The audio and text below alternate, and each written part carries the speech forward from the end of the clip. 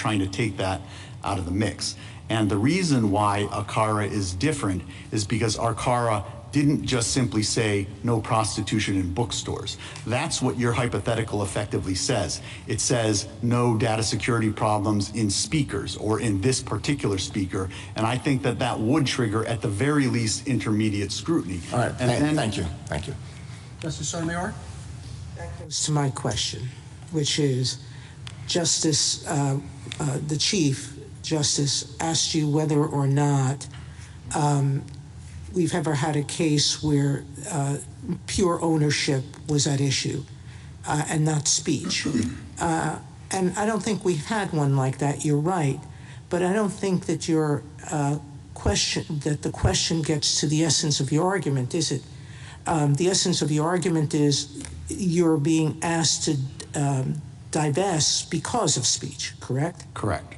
All right, so if I get past that, if I go to Justice Alito's point, which is, I don't think it's just about speech, it's about data control. Mm-hmm. If it's about data control, and assume, for the sake of argument, that I believe intermediate scrutiny applies to the data control provision, then your arguments would be different, wouldn't they? They would be under inclusiveness, they would be other arguments, correct? Well, Your Honor, I think they'd be very similar because I think the nature of our arguments work just as well under intermediate and strict scrutiny. If I could unpack that a little. No, I'm not going to, sure. Because we're going to run out of time, because we're going to need to figure out what intermediate scrutiny means, but I'm not sure it means what you do, which is, I don't think any of our cases have ever suggested that we have to use the least restricted means under intermediate scrutiny.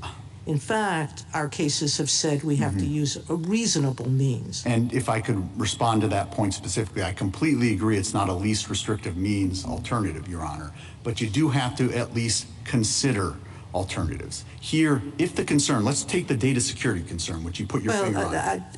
I know you want to keep going on, but I can't let you, because I can't monopolize the argument, okay? But let me just get to the bottom of that, all right? You seem to suggest that Congress has to actually look at all of the alternatives and say no. I don't think we have a case that says that. I am not If from the record it's clear that alternatives won't be adequate for whatever set of reasons, isn't that enough? If the record were clear on that, that might be enough. Now I take that. Now let me go to the next question and the last. If I could, Your Honor, just one sentence. If on the key less restrictive alternatives, they had actually considered them and said what you suggested, this would be a different case. But our point is that on the key, most obvious, less restrictive alternatives, a law, for example, that simply prohibits TikTok Incorporated from sharing any sensitive user data with ByteDance or anyone else, there's nothing in the record that suggests they even considered it. And that's why it would fail under even intermediate scrutiny. We have a different problem, which is that the record shows that there is no sharing that could happen that wouldn't put the data at security. But we can go past that. That's incorrect, actually. No, because the NSA doesn't. I'm not talking about the NSA. Or even anything else. But putting that aside, one last question. Assuming that the covert manipulation issue is one, I think that what remains is, to the Chief's question and Justice Alito's questions, if the covert manipulation is a concern, then the question becomes what kind of burden does it put on TikTok USA? And I think your point is that that requires strict scrutiny because it doesn't permit them to speak to the Chinese government through the algorithm and promote whatever speech it wants to promote through the algorithm, correct? It doesn't permit them to speak to the American public through the algorithm. Right. And promote whatever type of speech they want to promote on the algorithm. And I also think that this covert manipulation is a little bit odd. They're not concerned just with covertness. If all you were concerned I'm going to with ask was secret. Xi about that. How do you disentangle the two things? Thank you, Your Honor. Justice Kate? Justice Gorsuch? Justice Kavanaugh? Just on the data collection interest, I think Congress and the President were concerned that China was accessing information about millions of Americans, tens of millions of Americans, including teenagers, people in their 20s, that they would use that information over time to develop spies, to turn people, to blackmail people, people who a generation from now will be working in the FBI or the CIA or in the State Department. Is that not a realistic assessment by Congress and the President of the risks here? Well, Your Honor, I'm not disputing the risks. I'm disputing the means that they have chosen. One way, the most direct way to address that, all of this user data sits on data servers in Virginia controlled by Oracle. I'm not talking about the National Security Agreement. What I'm talking about is a law that simply says to TikTok Incorporated and its U.S. employees, you cannot share that user data with anybody. You can't give it to ByteDance, you can't give it to China, you can't give it to Google, you can't give it to Amazon, you cannot give it to anybody under threat of massive penalties. They never even considered that most obvious alternative, and so whether you apply intermediate scrutiny or strict scrutiny, it's not a least restrictive means test, but you gotta at least consider the most obvious alternative. So you acknowledge the risk that Congress and the President were concerned about. You're just saying the means they chose to address that risk were incorrect, so not permissible. I certainly acknowledge the risk, but I think there are lots of reasons, not just the one I just gave, but there are lots of reasons why that risk still can't justify the law. When it sits alongside of the impermissible covert manipulation risk, I think it falls under Mount Healthy. It's no different if they came in and said, we passed this law, one for data security. I understand that, but just on the data collection, that seems like a huge concern for the future of the country.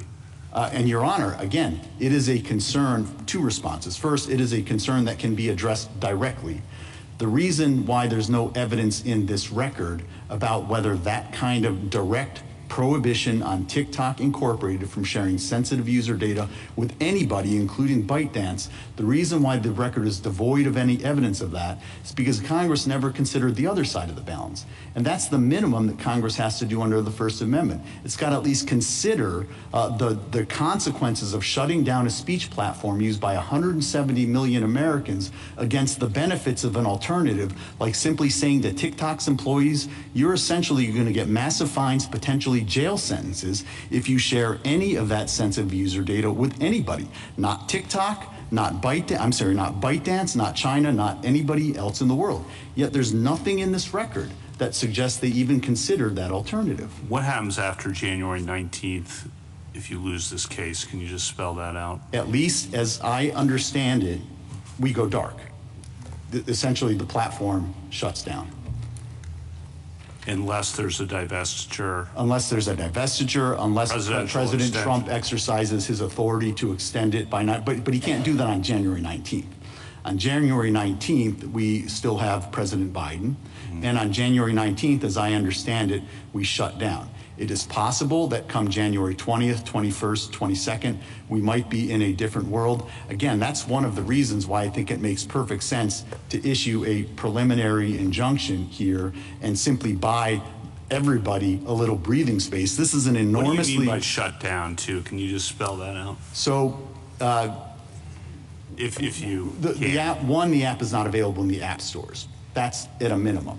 But in addition, what the Act says is that all of the other types of service providers can't provide service either. Now, there's enormous consequences for violating that for the service providers.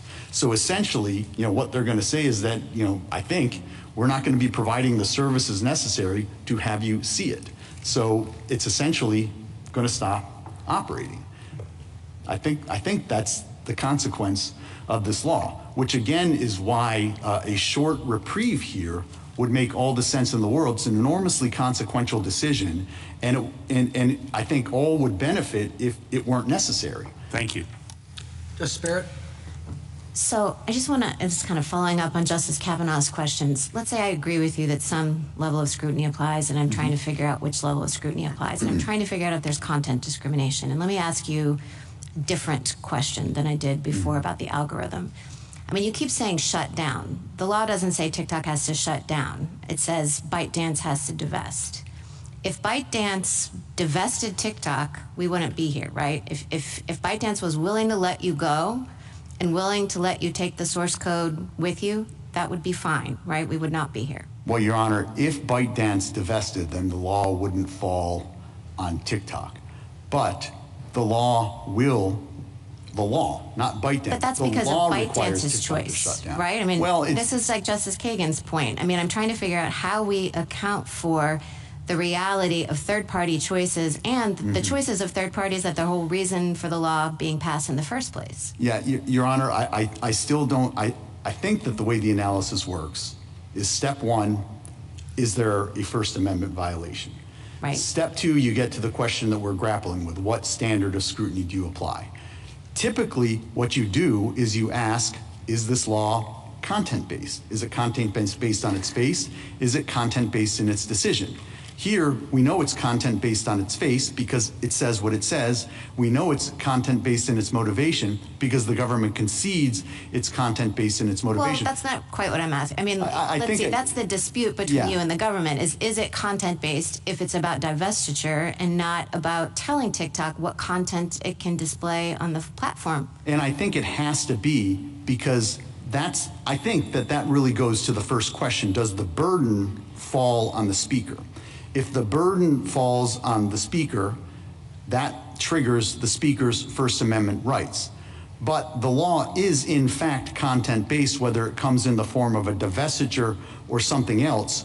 When the law specifically says it's content-based, we're worried about the content on the platform. And when the government tells you that one of our reasons, one of the things that we're worried about is TikTok, not ByteDance, but TikTok Incorporated and TikTok in the United States will, absent the divestiture, have a mix of content that we find objectionable. They will mix around their videos in a way that is too pro-Chinese or too anti-American, and that is TikTok, the platform. Let me just ask you one last question. Why is it impossible to divest in the 270 days, even assuming that the Chinese government hadn't said you couldn't? Sure, and this is the exchange I was having with Justice Gorsuch. There are two basic reasons.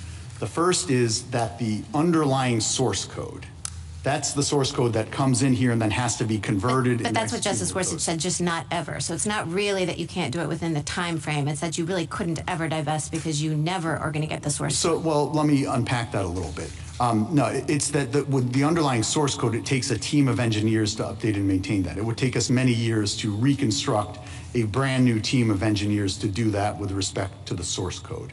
With respect to the sharing of content, that was the different reason. In theory, we could kind of send our salesmen around the world, go to Ireland, go to Finland, go to every country and say, look, you used to automatically get our content, but now you got to separately sign up for our platform. Last point, let me make sure I understand what you're saying. It's not that you couldn't execute the disentanglement. You could say, we're independent. You just can't recreate TikTok in any kind of way. Well, I think that any new TikTok would be a fundamentally different platform with different content, which is yet another reason why I think this is a content-based restriction that falls directly on TikTok Incorporated itself in our platform. Justice Jackson? So I guess I'm back to some of the questions that Justice Barrett and Justice Kagan asked about the sort of threshold issue that you point out, which is there a burden on the speaker? I'm trying to understand what the burden is that you are articulating and whether it really isn't about association and not speech. You say you have in your brief some cases that talk about American speakers being free to choose whether to affiliate with foreign organizations, and the colloquy you had with Justice Kagan made me think that what you're really complaining about is the inability to associate with ByteDance and its algorithm. That it's not really about, if TikTok came up with its own algorithm or bought an algorithm from some other company or devised it or whatever, this law would have nothing to do with them from your perspective. But the problem I think you're articulating, and this is, I'm seeking your clarification. Sure. The problem I think you're articulating is that you want to use ByteDance's algorithm and therefore associate with ByteDance, and Congress has prohibited that by requiring divestiture. So isn't this really a right of association case under the First Amendment? I think it's both, Your Honor. I do think that that is a component of it. We want to use the algorithm that we think reflects the best mix of content. That's the algorithm that reflects the best mix of content. What this law says is we can't do that unless ByteDance exercises a qualified divestiture. But I also think more directly what this law does is it says to TikTok Incorporated, if ByteDance doesn't exercise a qualified divestiture, you have to go mute. You cannot speak at all. No, I don't think it says that, though. I mean, if TikTok were to post-divestiture or whatever, pre-divestiture, come up with its own algorithm, right, then when the divestiture happened, it could still operate. It doesn't say TikTok, you can't speak. I think that's theoretically correct, Your Honor, but I think that also underscores the content-based nature of the restriction. No, but the fact that that's true suggests that you're wrong about the statute being read as saying TikTok, you have to go mute. Because TikTok can continue to operate on its own algorithm, on its own terms, as long as it's not associated with ByteDance. So isn't this really just all about association?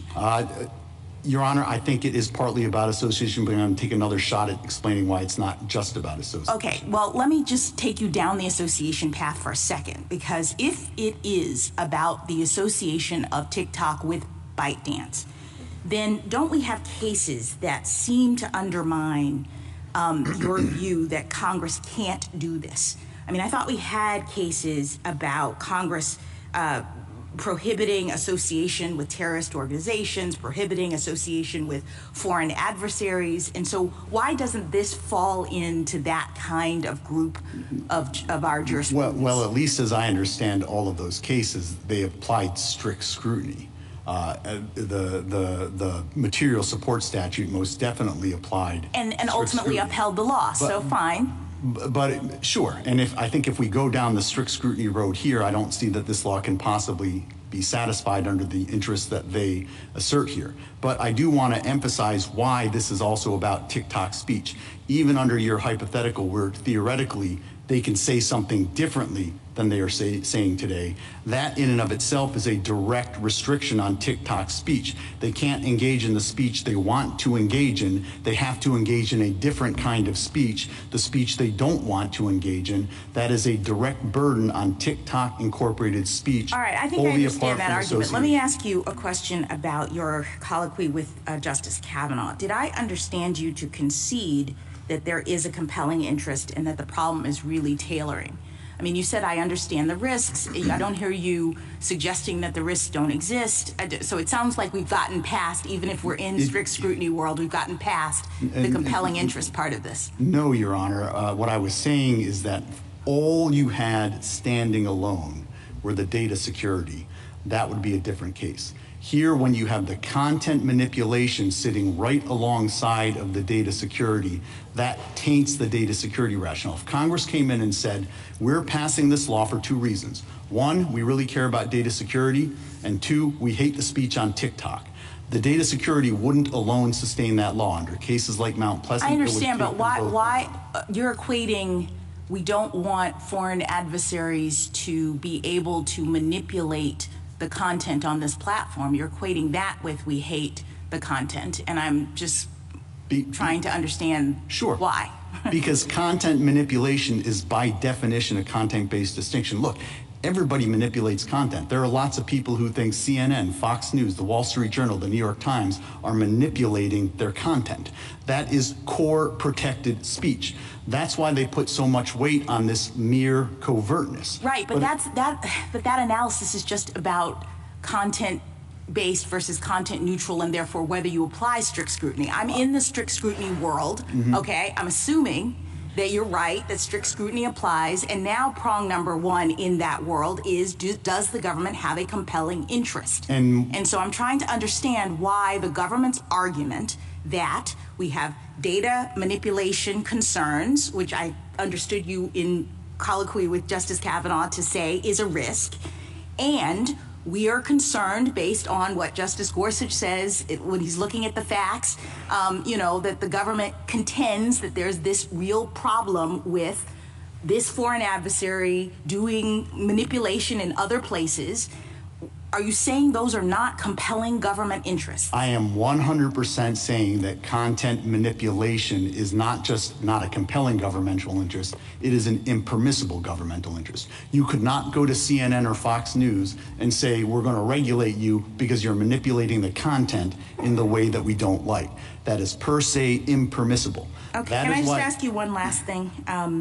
You say, with respect to the tailoring issue, that disclosure, you think, is a possible, more narrowly tailored way of handling some of this. And I guess I'm just wondering whether disclosure under this court's case law and the law of other lower courts doesn't carry its own First Amendment complications. That wouldn't we have compelled speech problems if disclosure was required in this situation? Sure, Your Honor. Now, look, I might think so because I think that the factual predicate is wrong, but they think the factual predicate is right.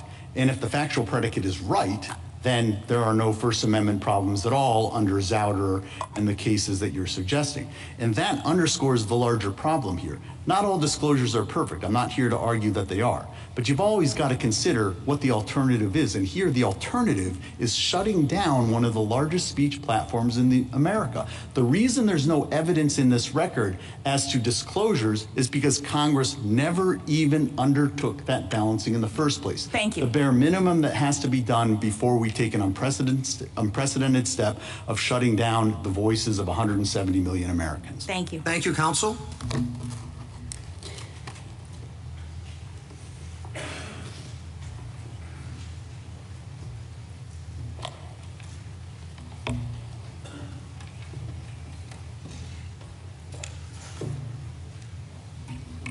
Mr. Fisher?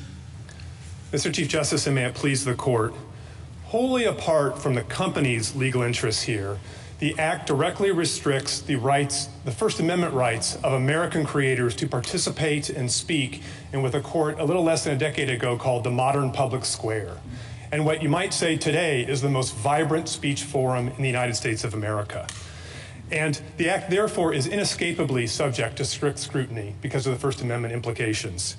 And the Act fails that test, and indeed any level of scrutiny under this court's case law, because the Act and the reasons behind it defy our history and tradition, as well as precedent. American creators have long and always enjoyed the right to speak in conjunction with foreign speakers or work with foreign publishers. Americans even have the right under the Lamont case to receive information from foreign speakers, indeed foreign governments. So that leaves the government with its implication and its use of the phrase national security in this context. But that just simply doesn't change the calculus. Throughout our history, we have faced ideological campaigns by foreign adversaries.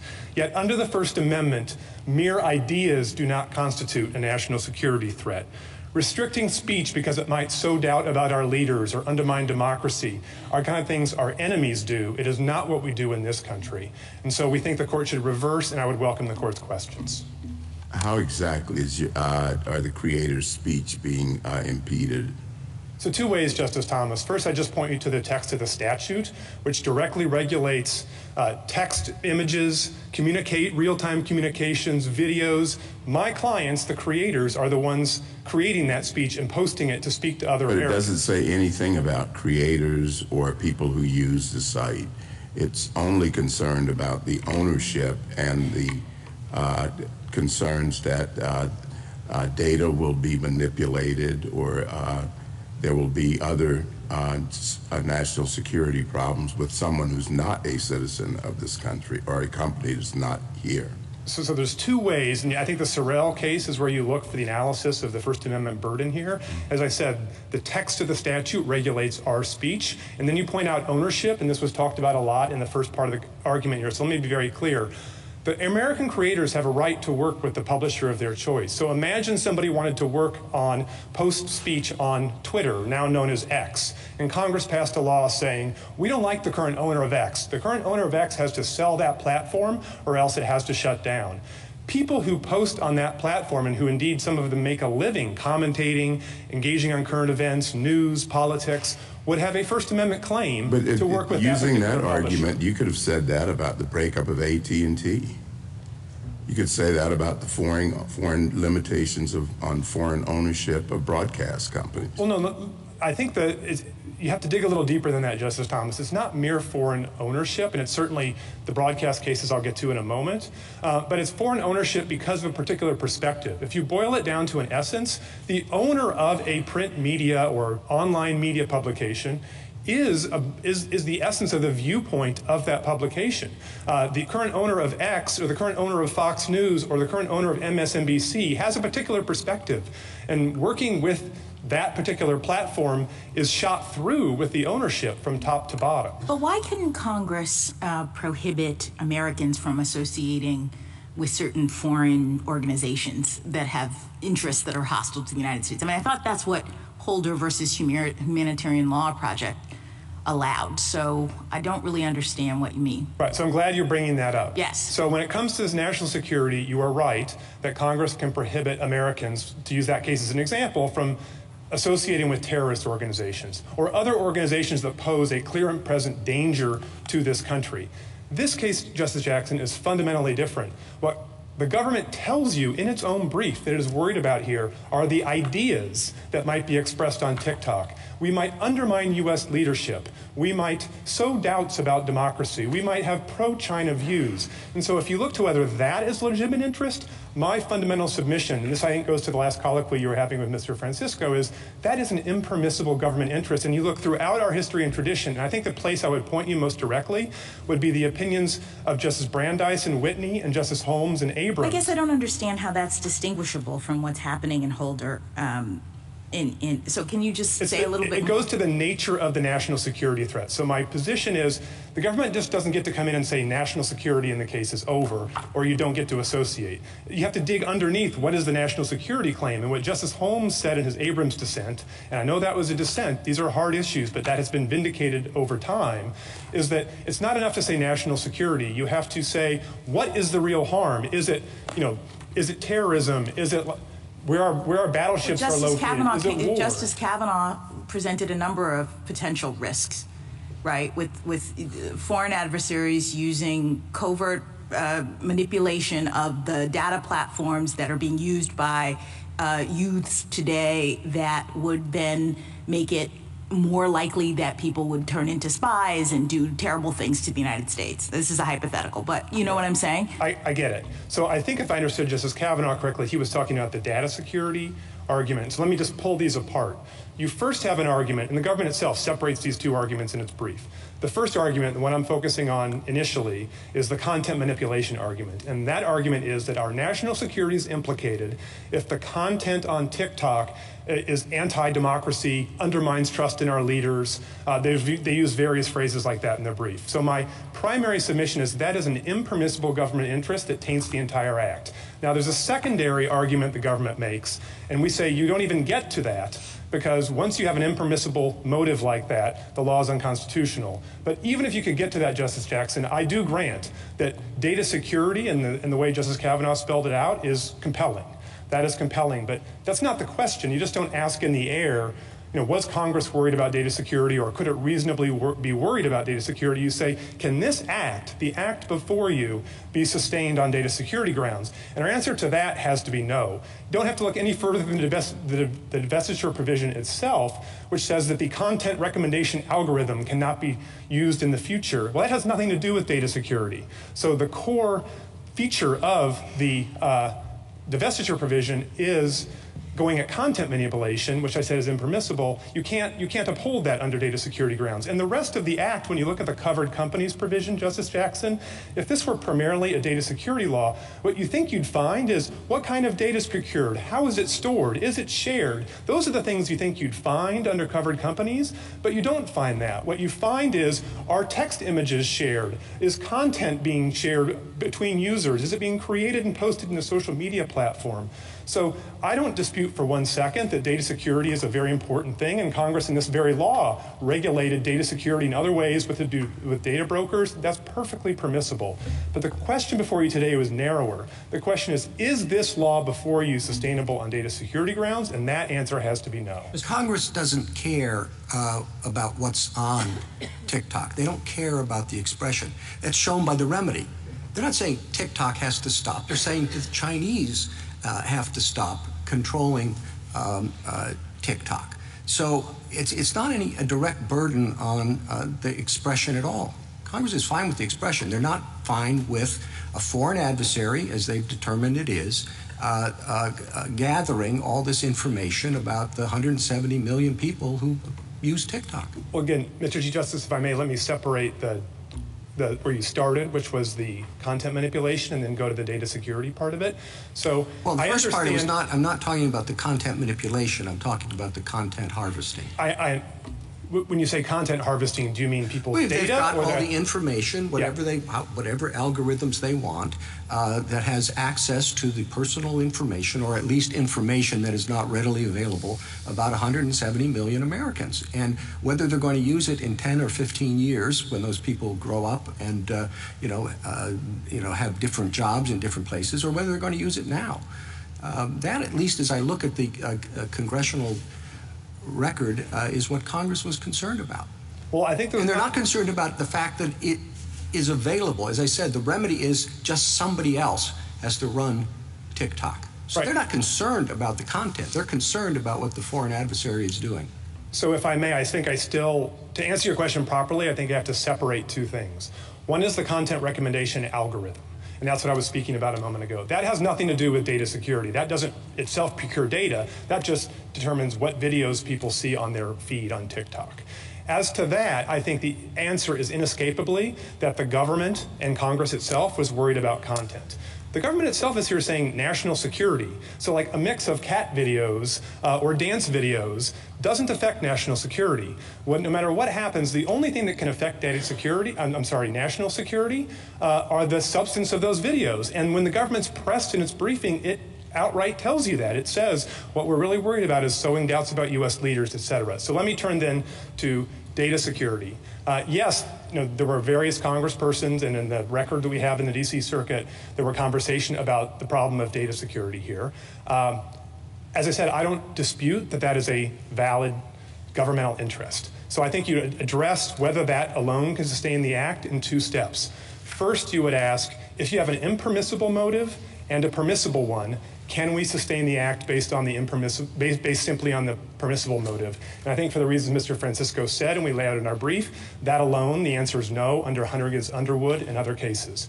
Even if you could get just to the data security question, again, you'd have to ask the question, would this law have been passed by Congress for data security reasons? Because you're being asked to uphold a law based on that single governmental interest. And when you look through the provisions, like the content recommendation algorithm provision, like the covered company provisions, the answer is no. And if you're still in doubt on that, just go back to the under-inclusiveness problem. Would a Congress really worried about these very dramatic risks leave out an e-commerce site like Temu that has 70 million Americans using it, and every bit the connection? Does Congress have to go all or nothing on that? I mean, it doesn't have to go all or nothing. They isolate a particular problem, and they might be getting to what you're talking about next. Who knows? But you're really sitting up there and saying Congress would not pass the divestiture law if data security were the only interest. So I'm saying it would not have passed this divestiture law if data security were the only interest. It's very curious why you just single out TikTok alone and not other companies with tens of millions of people having their own data taken, in the process of engaging with those websites, and equally, if not more, available to Chinese control. So I'm not trying to say that Congress has to do everything at once. I'm trying to say that once you've concluded that content manipulation, for the reasons I've said, as a matter of our history and tradition, has to be impermissible. Is there another site like this one that covers half the American population? Okay. I don't think, just by way of sheer numbers, Justice Sotomayor, that the answer has to be no. But 70 million seems like a lot. 170 million is a lot, but put that aside and then go to the next question, which is, how many of these sites have all of the data collection mechanisms that TikTok has? From what I understand from the briefs, not only is it getting your information, it's asking, and most people give it permission to access your contact list, whether that contact list has permitted them to or not. So they can now have data about all of your contacts and anything you say about them. How many other sites gather information by keystrokes to be able to do voice and finger ID information if they choose? And there's a whole lot of data stuff that was discussed in the brief that I don't think any other website gathers. So wouldn't this be a unique site? If I viewed the evidence that way, how would this be under-inclusive? Justice Sotomayor, I don't think a lot of the suppositions you're making actually bear out. And as Justice Gorsuch was pointing out, one of the obviously the real challenges in this case is it comes to you without an ordinary trial record compiled and all the rest. So we have only limited amounts of information, but absolutely these other websites are taking much the same kind of information, if not more. And as to the contact list thing, I think that points out one other aspect of this. That is a voluntary decision by an American user to share that information. You know, in the Riley case. But not informed. And well, even if informed. That could be solved. If you don't think it's informed, that could be solved by a warning or disclosure. No, they can't be, because for the United States, the threat of using that information is what is at issue. It's not whether the user thinks it's okay. It's whether the U.S. believes that it could put sites at issue. But let me ask you one last question and fundamental question. Assuming that content neutral data collection concerns were is one of Congress's provisions, divest because of this. Why can't we separate that out from how we analyze the algorithm question? And couldn't we sever the two provisions to say divestiture is right, but you can't force them not to discuss algorithm? Well, I think the reason why you can't do that was Mr. Francisco explained. I thought I'd direct you to a case like Hunter against Underwood and just analogize it to this situation. If what you had is the government saying, we are shutting down TikTok or requiring divestiture for two reasons. One, because we think it helps the Democratic Party too much. And number two, because we're concerned about data. I think that first interest would be a poison pill. That would be an impermissible, or because we think there's too much pro-Catholic content on TikTok. I think there are some interests that are just so constitutionally verboten that I think that just makes the act unconstitutional, and you can't go looking for other interests. You send it back to Congress. Look, if you want to pass a data security law free and clear of this impermissible interest, you go ahead and do it. So, can I say one other thing, Justice Sotomayor, just because I think it is also telling here that even if you didn't buy that poison pill argument and you just asked whether Congress would have passed this law, something else that I think you might notice is even if all this act goes into effect and the law goes through, TikTok gets to keep all the data.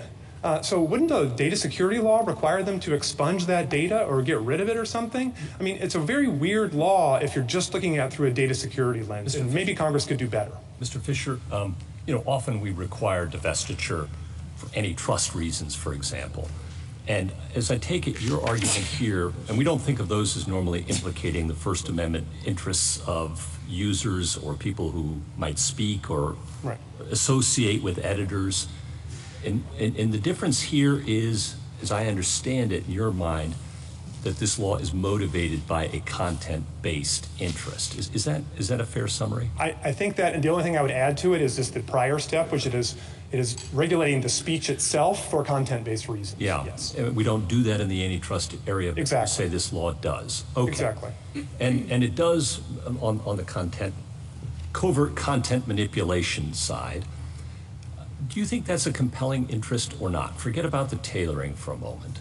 No, my point is that preventing content manipulation, whether it's covert or not, is simply not impermissible if what you mean by content manipulation are the kinds of interests the government is saying, like undermining trust in our leaders, undermining trust in democracy. That's Whitney and Abrams, and like those cases. I got it. I got it. So, just a couple more. I'm sorry. I'll finish up real quick.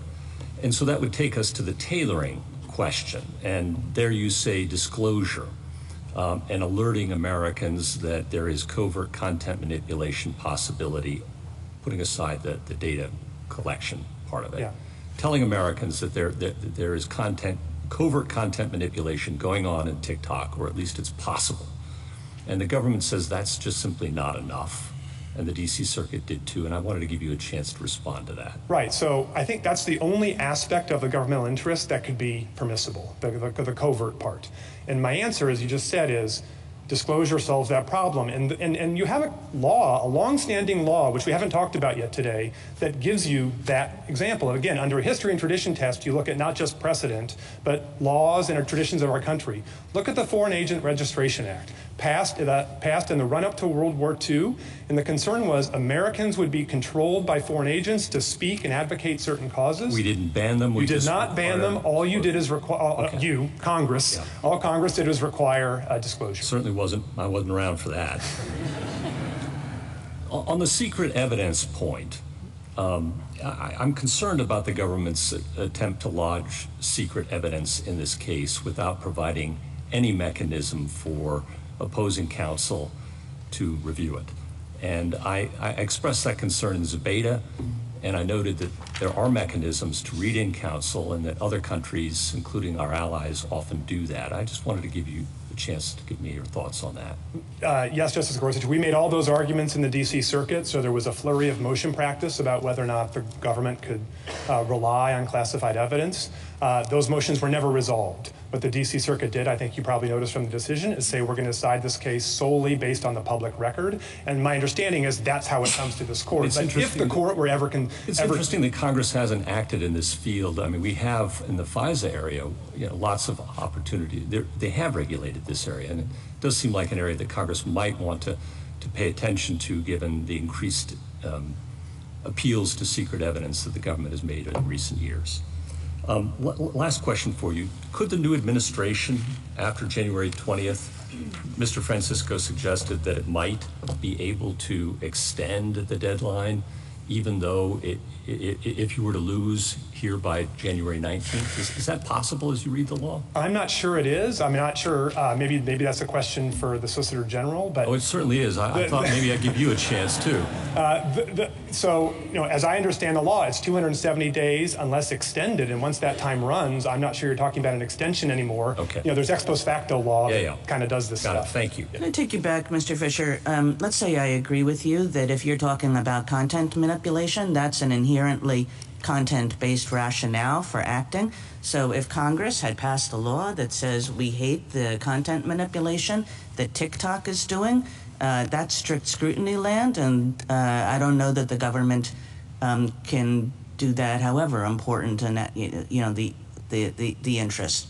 But that's not what Congress is doing here, and this is the same kinds of questions that I asked Mr. Francisco, because if let's take it as a given that Congress actually can do whatever it wants with respect to a wholly foreign corporation or a foreign government. And so Congress could act with the intent to interfere with the content manipulation that a foreign corporation is doing. And so now we're in this strange world where we're saying they can't act with respect to TikTok. They could act with respect to ByteDance.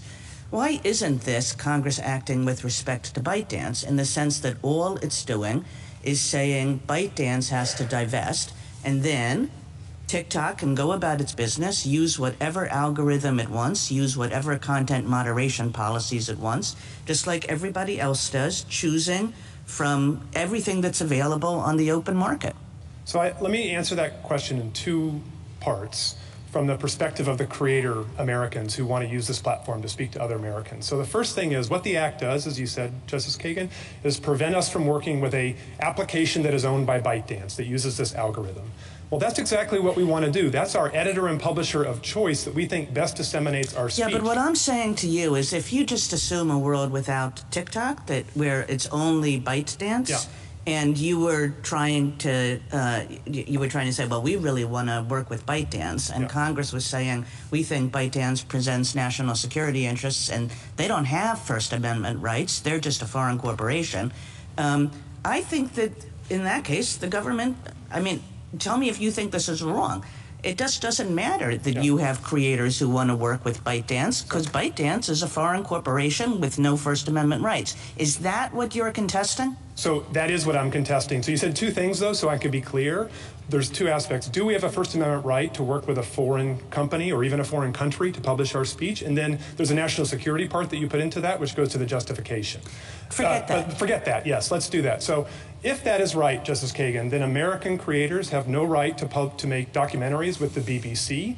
They can't work with Al Jazeera if Congress wants to prevent that. Any number of other publications that are state-owned wholly or partially.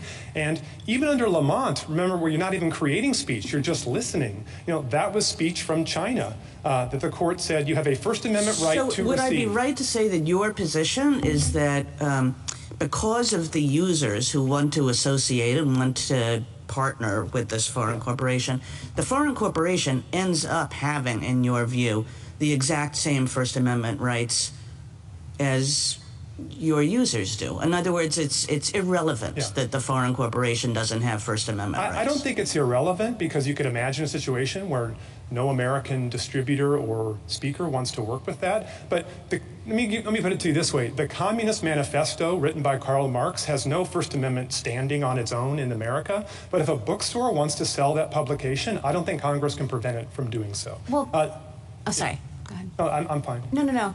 I'm good. Okay. So I want to press you a little bit on the distinction, because in Lamont, the prohibition worked directly on the American. Like, you have to specifically request this information that comes. This is working, kind of as Justice Kagan's questions were pressing you, this is working on ByteDance. It's not saying to your creators, you can't post on ByteDance. That's indirectly going to happen if ByteDance chooses itself not to permit TikTok to walk away with the code. So does that matter, that distinction between Lamont and this case? No, for two reasons. One, under the Sorrell case, you look to not just the law itself, but its practical operation. And the practical operation is prevent us from working with ByteDance. So that's one answer. And you bring up Lamont, and Lamont's actually a very important case, I'm sure you all recognize here.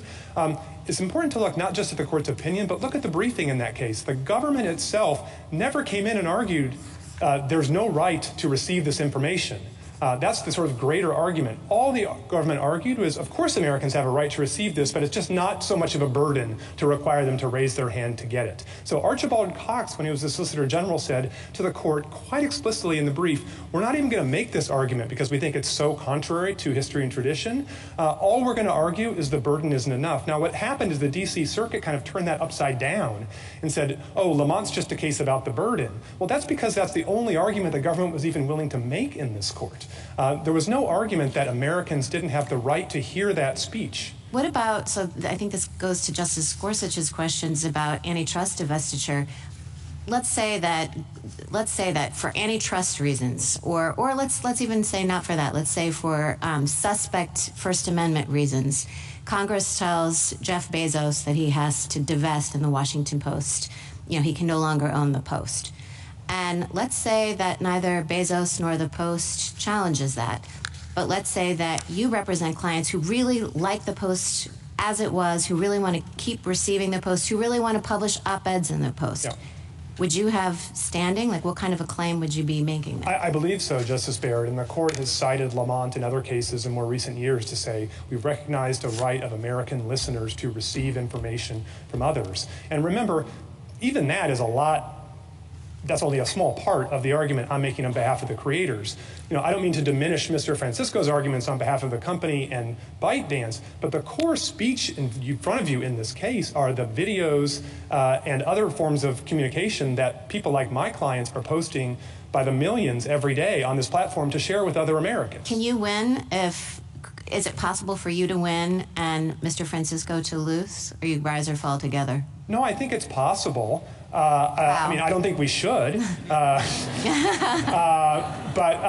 was it possible for you to win and him to lose? I mean, you want to win. Let me put it this way. If you were to conclude that something about the corporate ownership structure, and I think there was some conversation about this earlier, impeded Mr. Francisco from being able to assert full-throated First Amendment rights in this case, I would step in and say, well, certainly we can do that and get you to the strict scrutiny. And then the arguments pretty much line up. Then you're in a question of, can the government satisfy strict scrutiny? And I think, Mr. Chief Justice, you asked about, do we have cases for this and that? I think that the idea is, yes, we have cases that say, once you're in strict scrutiny, that regulating the content because you don't think it's going to be pro-American enough or it's going to be too pro-foreign interest is just verboten under the First Amendment. That's the history and tradition. And Justice Kavanaugh, when you asked about the broadcast cases, they're grounded not just in scarcity, but they're grounded in scarcity in a particular way. And it has to do with the absolute need Congress has for licensing in a world of scarce resources. And so that's the very small carve-out that even in Turner, the court wouldn't extend to cable television that exists for broadcast licensing. And if you look on the 200 plus years of our country for any other example of foreign ownership of media being regulated by Congress, let alone being permitted in the case law, you are not going to find it. And I think the reason why is because everybody has understood that if you're not in a world of scarcity where licensing is impossible, you cannot give the government, and in this more extreme example, the president himself, unbridled discretion to choose who is a proper owner of a speech platform in this country.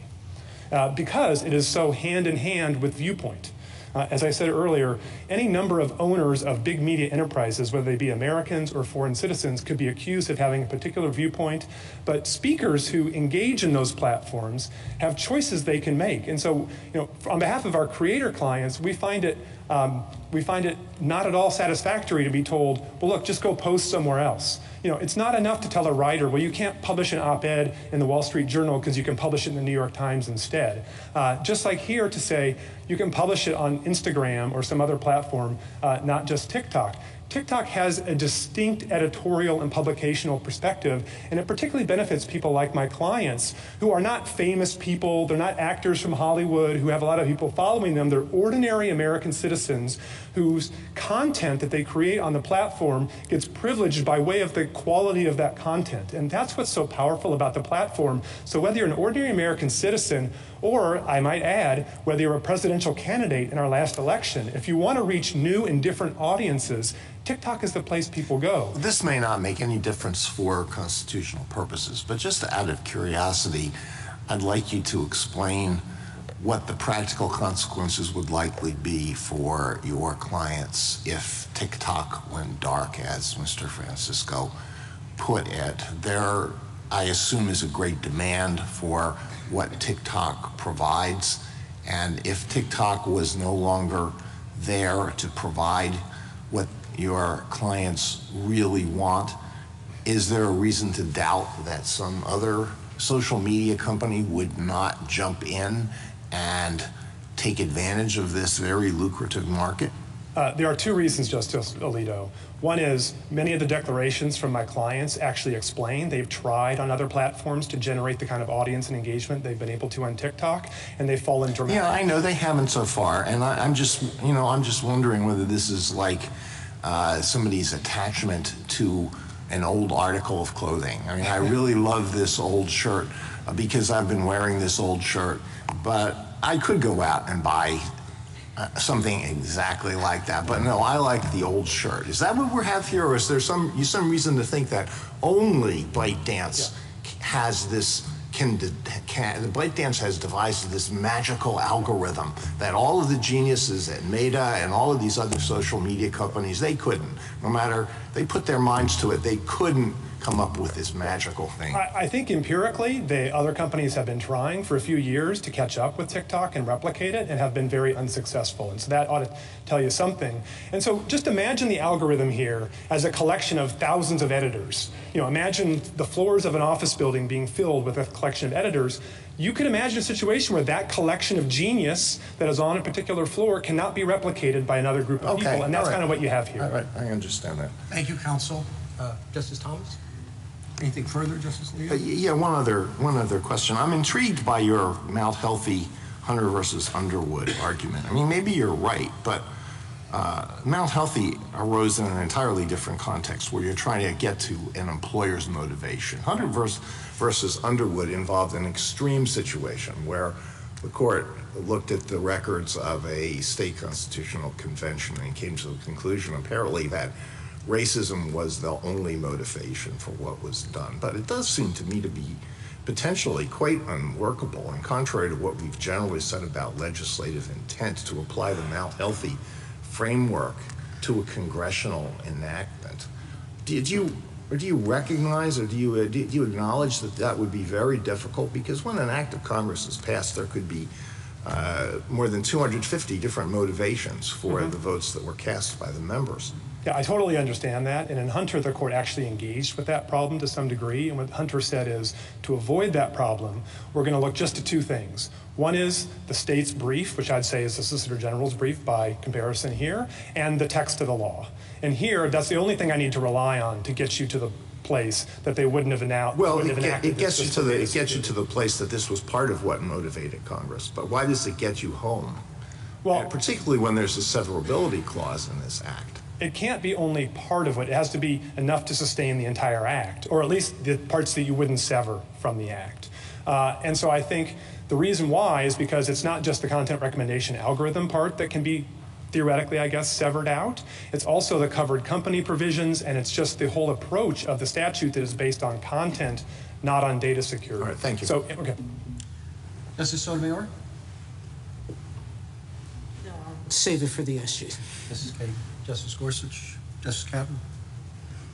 Justice Jackson? One quick question. You repeatedly say that from your perspective, the government's motivation is that the content might be too anti-American or too pro-China, et cetera. So that's why you think this is a content-based restriction. But I guess I'm curious if you would say the same thing if the government had articulated its rationale as saying, you know, our motivation is to limit foreign interference in American social media platforms or discourse. Isn't that a different motivation from the standpoint of how we characterize this? I agree, but then the question I would ask if the government said that, which I think kind of in the reply brief, maybe the government does say that, is that how on earth are you then serving a national security interest? You know, if all you're doing is just saying, we don't like a foreign country rearranging cat and dance videos, like it's hard to come in and make a national security argument. So the only way you get to national security, which is the government's own argument, is to look at the substance that's being rearranged and say, we don't like the way the substance is going to be rearranged and curated differently. Thank you.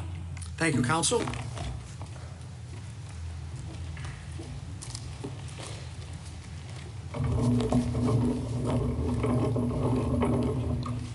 General Prelager. Mr. Chief Justice, and may it please the court, the Chinese government's control of TikTok poses a grave threat to national security. No one disputes that the PRC seeks to undermine U.S. interests by amassing vast quantities of sensitive data about Americans and by engaging in covert influence operations. And no one disputes that the PRC pursues those goals by compelling companies like ByteDance to secretly turn over data and carry out PRC directives. Those realities mean that the Chinese government could weaponize TikTok at any time to harm the United States. TikTok collects unprecedented amounts of personal data, and as Justice Sotomayor noted, it's not just about the 170 million American users, but also about their non-user contacts who might not even be engaging with the platform. That data would be incredibly valuable to the PRC. For years, the Chinese government has sought to build detailed profiles about Americans, where we live and work, who our friends and coworkers are, what our interests are, and what our vices are. TikTok's immense data set would give the PRC a powerful tool for harassment, recruitment, and espionage. On top of that, the Chinese government's control over TikTok gives it a potent weapon for covert influence operations.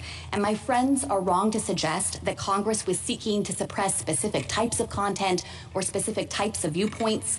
Instead, the national security harm arises from the very fact of a foreign adversary's capacity to secretly manipulate the platform to advance its geopolitical goals in whatever form that kind of covert operation might take. The Act addresses the threat of foreign adversary control with laser-like focus. It requires only divestiture of TikTok to prevent Chinese government control. And that divestiture remedy follows a long tradition of barring foreign control of U.S. communications channels and other critical infrastructure.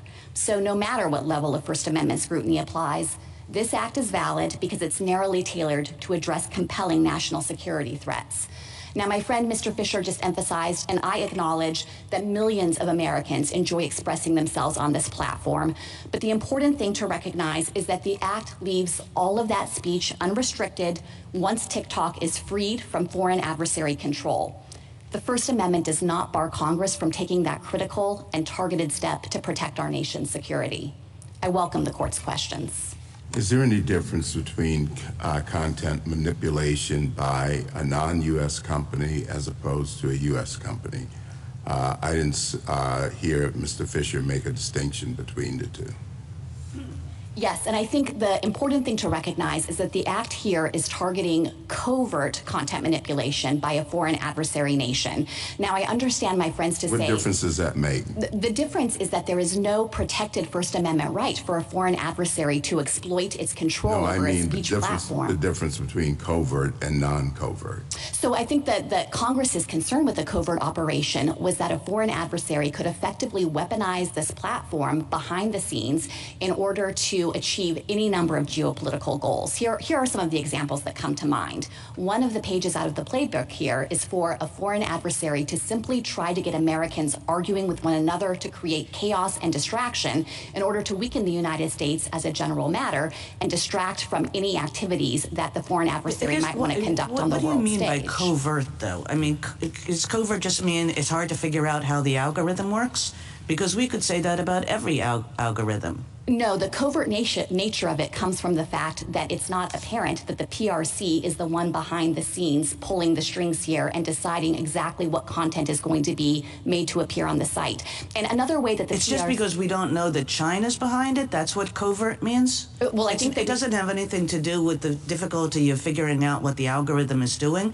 It's just because people don't know that China is pulling the strings. That's what covert means? What it means is that Americans are on this platform thinking that they are speaking to one another, and this recommendation engine that is apparently so valuable is organically directing their speech to each other. And what is covert is that the PRC, a foreign adversary nation, is instead exploiting a vulnerability in the system. Well, if that's all it means, that like people don't know that China's behind it, like everybody now knows that China is behind it. No, but it's the specific content that's being manipulated would be unapparent, and so I think that's true of every search engine. I mean, you can take any of these algorithms, whether it's X or whether it's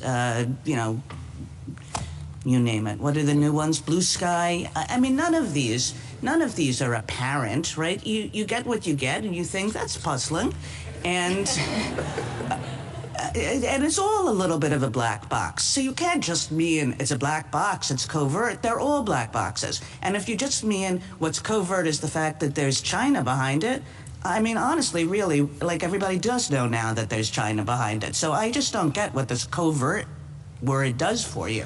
I think the problem with just saying as a general matter, China has this capability and might at some point be able to exercise it and manipulate the platform is it doesn't put anyone on notice of when that influence operation is actually happening, and therefore it doesn't guard against the national security harm from the operation itself. Isn't that a pretty paternalistic point of view? I mean, don't we normally assume that the best remedy for problematic speech is counter speech? And TikTok says it could even live with a disclaimer on its website saying this can be covertly manipulated by China. In case anybody were left in doubt after today about that possibility. So you're saying how that won't work because? That won't work because it is such a generic, generalized disclosure that it wouldn't put anyone reasonably on notice about when it's actually happening. And the example I've been thinking about is— That's your best argument, is that the average American won't be able to figure out that the cat feed he's getting on TikTok could be manipulated, even though there's a disclosure saying it could be manipulated. But imagine if you walked into a store and it had a sign that said, 1 of 1 million products in this store causes cancer. That is not going to put you on notice about what product is actually jeopardizing your health. And I think that's roughly equivalent to the type of disclosure they're contemplating here. They brought up the example of the Foreign Agents Registration Act, FARA. There you have to disclose the actual content. If that's true, then wouldn't that be true for all social media companies, for all content? I mean, every editor, every newspaper in its editorial room makes decisions about what it's going to run and how it's going to say it. And every algorithm has preferences, whether it's domestic or foreign. And nobody really knows exactly when those editorial decisions are being made or how, but they're generally aware, and we think that's enough. I think, though, that there is a real risk that when a foreign adversary has control of that kind of mechanism and a speech platform in the United States, it could weaponize that platform to harm United States interests. And one of the key ways that the PRC flexes this muscle is to suppress speech. General, I'm sorry to interrupt you, but we're not arguing about the compelling interest. We're arguing about the tailoring. Right. And so I guess what I would say, you began by saying the cure for concerning speech is counter speech. Here, I dispute the premise that Congress was specifically concerned about any particular subject or any particular viewpoint. It wanted to close off the capability of a foreign government. But in any event, it's very hard to engage in counter speech when you don't know because someone is secretly manipulating the platform behind the scenes. And in particular, what the PRC has the capability to do is simply silence American voices. With a newspaper owned by a foreign company and a foreign government, you wouldn't know when it's exercising editorial discretion about this article or that article or how it's doing it, so maybe we just need to shut down the Oxford University Press in America, or you pick it, any other foreign-owned Politico, I was told today, is owned by Germany. So that would all be okay on your theory, so long as Congress designates that country a foreign adversary? We are not asking the court to articulate bright-line rules to govern all kinds of hypothetical situations. I am testing your argument. Yes, and what I want to acknowledge is that sometimes the court has recognized that a speaker-based preference might reflect a content-based preference. And in the context of ownership of a newspaper, for example, in part because a newspaper is a one-way channel of communication and is generally understood to represent to some extent its publisher's views, maybe the court would more readily infer that a regulation targeting that is actually aiming to target content. But I don't think the court could draw the same conclusion here. I'm not talking about the compelling interest or any of that. I'm talking about the tailoring. And you're saying we have no alternative but to stop this speech altogether. We can't rely on disclosure. But you say that wouldn't apply to Politico or to the Oxford University Press because? In the circumstance where you have a newspaper that is understood to reflect its publisher's views, then you might think that disclosure would be a more adequate remedy there because it's not just holding itself out as a forum for speech between other people. I think social media platforms do raise distinct interests in this regard because what people think when they're engaging with TikTok is that it's organically feeding them videos based on the recommendation engine. And if actually China is behind the scenes engaging in this kind of covert operation, it does prevent a distinct national security risk. Of course, the other big difference with a newspaper is it's not likely to be collecting sensitive personal information about 170 million plus people and then having the capacity to send that back to a foreign adversary. General Prelogar, can I, go ahead. I was just going to say, did I understand you to say a few minutes ago that one problem that ByteDance might be through TikTok trying to get Americans to argue with each other? That it might be just trying to foment if they do, I say they're winning. Or dissent. That might very well be true, Mr. Chief Justice, and I think the point I'm trying to make is that China is a foreign adversary nation that looks for every opportunity it has to weaken the United States and to try to threaten our national security. And if it has control over this key communications channel, it's hard to predict ex ante exactly how it's going to use that as a tool to harm our interests. But we know it's going to try, first and foremost, by seeking to get the data of these American users, which would be of a piece of all of the activity the PRC has already undertaken to breach our laws, hack OPM, for example, and exfiltrate the background files and security clearances of 20 million government employees, the breach of Equifax to get sensitive financial data, Anthem to get sensitive healthcare data. We know that the PRC has a voracious appetite to get its hands on as much information about Americans as possible, and that creates a potent weapon here because the PRC could command that ByteDance comply with any request it gives to obtain that data that's in the hands of the U.S. subsidiary. Thank you. Suppose that TikTok had no connection whatsoever with any foreign government. It was owned instead by an immensely rich multinational corporation, and Congress concluded that this multinational corporation really has it in for the United States and is going to use this extremely popular platform to do everything it can to undermine the United States in all the ways in which you think that TikTok may pursue at the direction of the PRC. Would that be the same case? I think there would be a first-order question of whether the multinational corporation itself has First Amendment rights. All right, it's an American corporation. So if it were an American corporation, I think that, and Congress disagreed with the viewpoints or content the corporation would display, obviously that's a direct regulation of protected speech and it would trigger strict scrutiny. I think that's different in kind from what Congress was worried about here, which was not regulating speech as such, but instead regulating foreign adversary control. And so your argument depends on the fact that what is at bottom here is the People's Republic of China using TikTok. That's what your argument depends on. If this were an American corporation, it'd be an entirely different thing. Exactly. And the reason we know the statute is different is because all of the same speech that's happening on TikTok could happen post-divestiture. The Act doesn't regulate that at all. So it's not saying you can't have pro-China speech, you can't have anti-American speech. It's not regulating the algorithm. TikTok, if it were able to do so, could use precisely the same algorithm to display the same content by the same users. All the Act is doing is trying to surgically remove the ability of a foreign adversary nation to get our data and to be able to exercise control over the platform. I'm sorry. I just wanted you to respond to Mr. Fisher's argument about the rights of Americans to receive information, say, from the PRC or anyone else, and that even if ByteDance did not itself have First Amendment rights, that Americans would have a First Amendment right to receive that information in the Lamont sense. Yes, so I think that Lamont reflected a principle that there can be a right of American listeners to receive information, and if Congress is directly regulating that based on disagreement with the speech that's being sent into this country, that's obviously going to trigger heightened scrutiny under the First Amendment.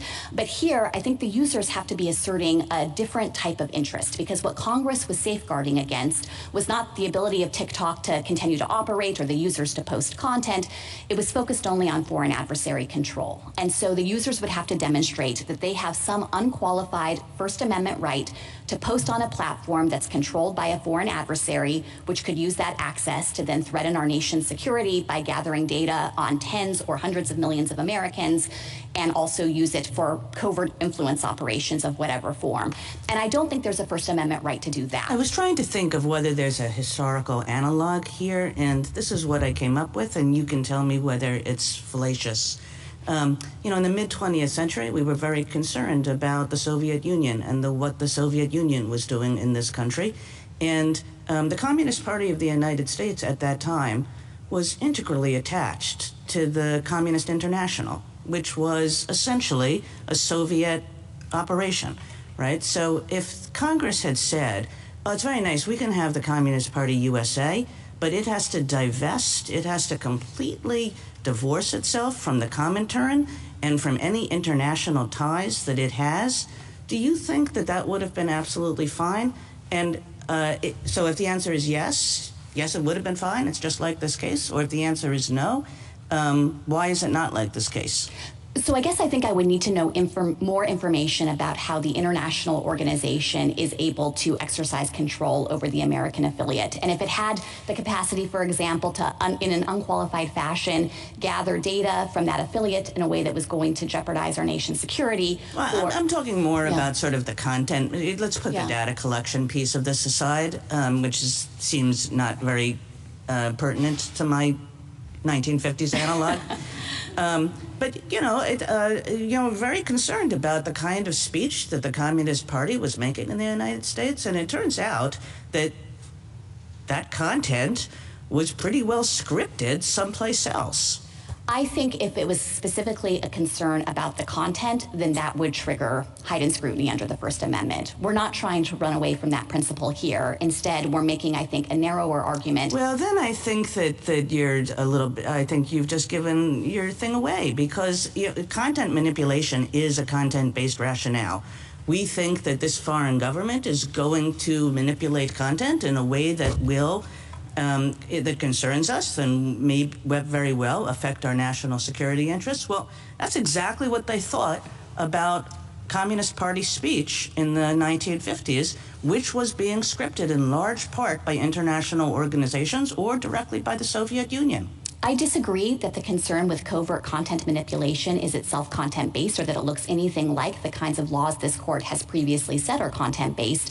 The court most recently in City of Austin said you only have a content-based law when Congress is setting out to discriminate against particular subject matters or particular viewpoints. So it's not enough that the law is regulating in the space that involves content in some way. You have to have this motive by Congress to actually want to suppress speech on certain topics or certain viewpoints. Here, Congress just wants to cut the PRC out of the equation altogether, and all of the same speech could continue to happen on the platform. It's like patching up a backdoor vulnerability that the PRC has that we can't totally see around all the corners to imagine how it could use it against our interests, but we know the PRC will do whatever it can to try.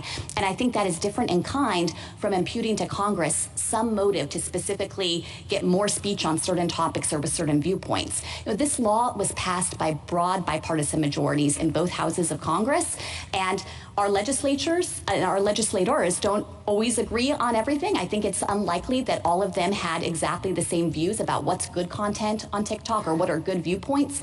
They weren't united on that. What they were united around was the idea that it is a grave threat to our nation if the PRC can itself behind the scenes be controlling how this platform operates. Why doesn't this act classify on the basis of speaker? I do think that when it comes to the PRC and ByteDance, you could treat this as a speaker-based restriction. And aren't speaker-based restrictions almost always viewpoint-based restrictions, content-based restrictions? The court has said it depends. It hasn't applied an inflexible rule that any time you are regulating certain speakers, you are invariably regulating based on content. Instead, the court has said it warrants closer consideration. And here, if you look at the U.S. speakers, TikTok US and the users, none of them are being regulated in a way that suggests it's disagreement with their content. It's all about what our foreign adversary is doing. It's hard for me to think of situations, maybe they exist, where our classification based on speaker is not viewpoint or content-based restrictions. I mean, somebody says, Joe can't talk anymore. We're going to shut Joe up. And we don't know what he's going to say tomorrow or 2 weeks from now. We don't know what he's going to discuss, but whatever he says is bad because Joe is a bad person. I mean, that's viewpoint and content-based, isn't it? I think when it comes to a foreign adversary, it's not right to view it that way. And the reason for that, again, is this is a sophisticated adversary nation, and we can't just simplistically say, oh, what the PRC is going to want is to see more pro-China content on this app. As Chief Judge Srinivasan observed, there are various ways that the PRC could try to create some kind of false flag operation and actually promote anti-China content, not to dictate how Americans should think about things, but simply to create some trumped-up justification for a military or economic action that the foreign adversary wants to take against us. And I don't think a concern with trying to ward off that capability. Why isn't that viewpoint or content still? We don't know what the content's going to be, but we know it, Joe, is bad. Because I think the better classification is to recognize that what we're trying to prevent is not the specific subject matter, the specific viewpoints, but the technical capability of a foreign adversary nation to use a communications channel against this. I guess I'm just struggling how covert content manipulation isn't content-based restriction. So again, it's kind of hard to avoid the word content. And it's kind of hard to avoid the word viewpoint here, isn't it? I don't dispute that it's related to content, but I don't think it reflects Congress seeking to set out in advance what kind of speech we should have reflecting certain views on certain topics. Instead, it's about trying to close off a vulnerability that our foreign adversary nation could exploit. And I would be remiss if I didn't point out that even if you thought this was content-based, all that means is that we're in strict scrutiny. And as the D.C. Circuit recognized here, we think that this law serves compelling national security concerns that sound in some of the same arguments I'm making here and that have a long-standing correspondence to history and tradition of trying to prevent foreign control. And then we get to the question whether there's a less restrictive means. I get that, and whether disclosure might suffice. On the data security point, your friends on the other side make the argument that if that were the concern, Congress could ban TikTok US from sharing data with anyone, and on pains of penalties that would put people in prison and shut the company down in the future, as the government did, for example, with Arthur Anderson. why isn't that a less restrictive means available? So I was surprised to hear petitioner offer that up today because there was a long course of discussion between the executive branch and ByteDance and TikTok leading up to Congress's enactment of this act that spanned over 4 years, an extensive conversation about what limitations could be placed to protect Americans' data. And it was never a suggestion that there would be any way to create a true firewall that would prevent the U.S. subsidiary from sharing data with the corporate parent. And the reason for that sounds in the technological features of this application. I think there can be no reasonable dispute that the source code development and the maintenance of this algorithm rests in China, which is why China has sought to try to control export restrictions with respect to the algorithm. And what that means is you need substantial data flows between the companies in order to continue to modify that algorithm, refine it, and so forth. So I don't think that that was an option ever on the table, including with respect to the proposed national security agreement that was insufficient in protecting our data privacy and security concerns. That didn't come across enough in the briefs. If we are in the world of data protection as opposed to content control, I think it's hard to get around the post-divestiture provision that says you can't do business with them on the algorithm, because that very much is content-based. It's a content-based restriction. But what you're saying is you can't do it for a data control reason, meaning that you can't really run their algorithm without sharing the very data that we are concerned about as a threat, correct? That's right, Justice Sotomayor, and you don't have to take my word for it. You can look at the specific terms of the National Security Agreement that ByteDance itself proposed. The relevant definition of the accepted data is at JA 239 to 240, and it references categories of information that would, of necessity, technological necessity and business necessity, have to flow back to China. And the relevant categories are in the sealed appendix, but I would really encourage the court to look this up because it's eye-opening. It is at the Court of Appeals sealed appendix 249 to 252 and 254. If you look at that information, it was a wealth of data about Americans that was going to have to go back to China in order for the platform to just continue its basic operations. And there's a legitimate commercial justification for that, but it creates this gaping vulnerability in the system because once that data is in China, the PRC can demand that ByteDance turn it over and keep that assistance secret. And the one final point on this is that ByteDance was not a trusted partner here. It wasn't a company that the United States could simply expect to comply with any requirements in good faith.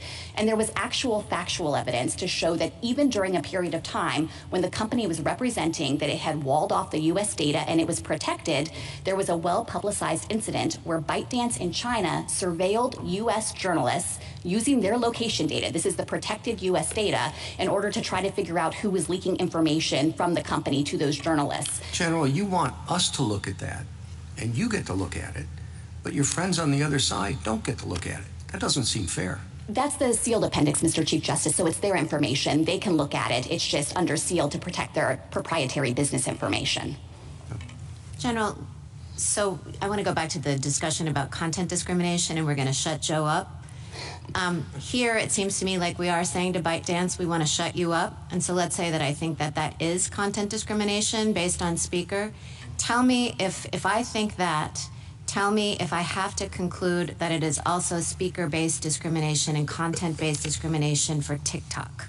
No, it is not. And the reason for that is because it would be an anomalous principle to say that an entity outside the United States that can't assert its own First Amendment rights can somehow manufacture that right through the expediency of forming a U.S. subsidiary, especially one that it wholly controls. So you don't have to stand on that argument that you were having with Justice Alito and Justice Gorsuch to still have your point about content discrimination. That's right. And I think if you're focusing in on the relevant U.S. entities here, TikTok U.S. and the users themselves, this act isn't regulating them in any way. It's not trying to dictate the algorithm that TikTok U.S. can use. And in fact, Congress, I think, was doing everything it could to preserve access to TikTok in the United States in recognition that Americans enjoy expressing themselves and building community on the site. One last quick question. Sorry, just one last quick question. Justice Gorsuch had asked your friends on the other side whether the new administration on January 20th could extend the deadline What's your position on that? So I think it tees up a statutory interpretation question of whether there can be an extension after the time period for divestiture has lapsed. I would think the court might start with its decision in the Hawley Frontier case, which did recognize the ability to get an extension after a lapse like that. So it's your position that they could? We have not run it to ground, in part because it's simply not presented here, and I'm not prepared to take a position on that statutory interpretation question. I do want to emphasize, though, that my friends have pointed to January 19th, or 9 days from now, as a moment when TikTok might go dark.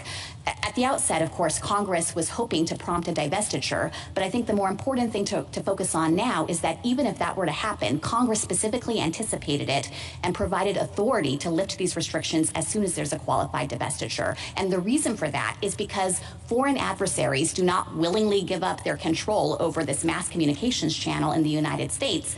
And I think Congress expected we might see something like a game of chicken, ByteDance saying, we can't do it, China will never let us do it. But when push comes to shove and these restrictions take effect, I think it will fundamentally change the landscape with respect to what ByteDance is willing to consider. And it might be just the jolt that Congress expected the company would need to actually move forward with the divestiture process. So it's not irrevocable. That's an interesting point, and I hope Mr. Francisco or Mr. Fisher, whoever's delivering the rebuttal, will address it. So if we were to affirm and TikTok were forced to cease operations on January 19th, you say that there could be divestiture after that point and TikTok could again begin to operate the way, continue to operate. That's exactly right. There's nothing permanent or irrevocable that happens on January 19th.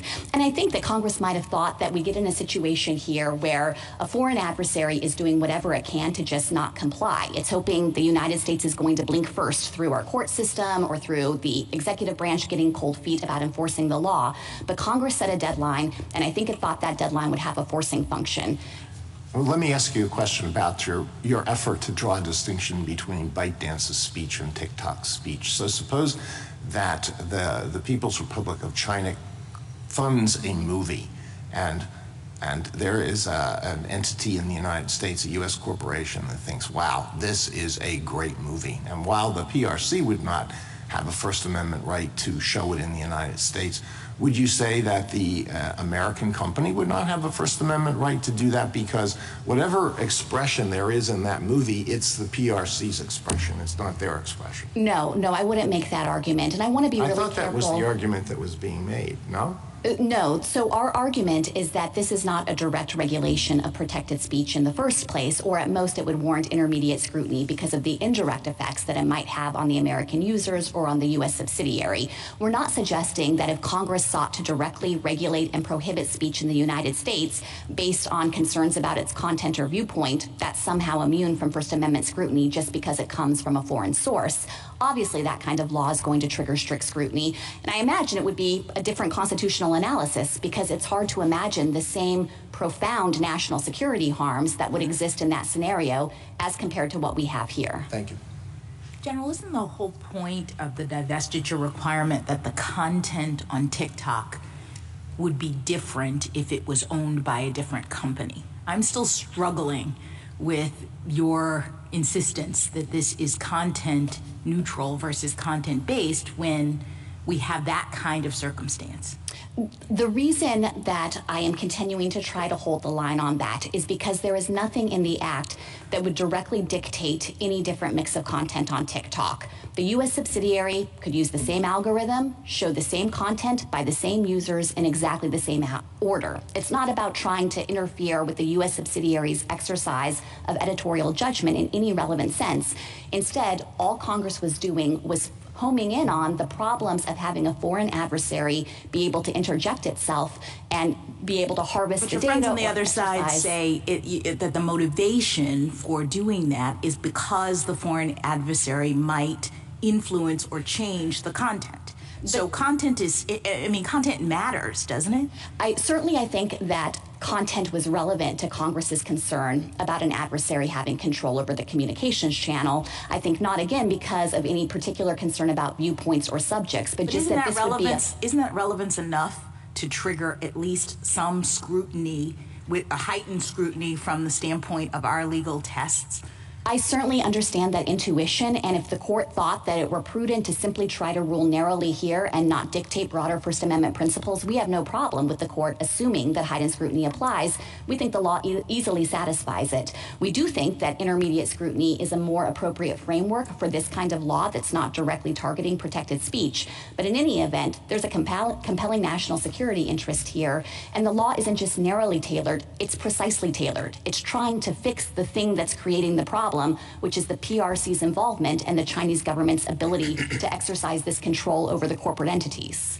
How are we supposed to think about the two different rationales here and how they interact? The data collection rationale, which seems to me at least very strong, the covert content manipulation rationale, as the hypotheticals have illustrated, raise much more challenging questions for you about how far that goes. And if that alone, if you didn't have the data collection piece, you only had the covert content manipulation piece, and then Mr. Fisher's point, Mr. Francisco's, that Congress would not have enacted this just based on the data collection rationale alone. Just your understanding of how the two arguments fit together. Sure, and let me walk through our defense of the data protection rationale and why we think it's a full justification for this law, and the court could stop there and then be responsive to their arguments that somehow the interest in preventing covert manipulation somehow taints it.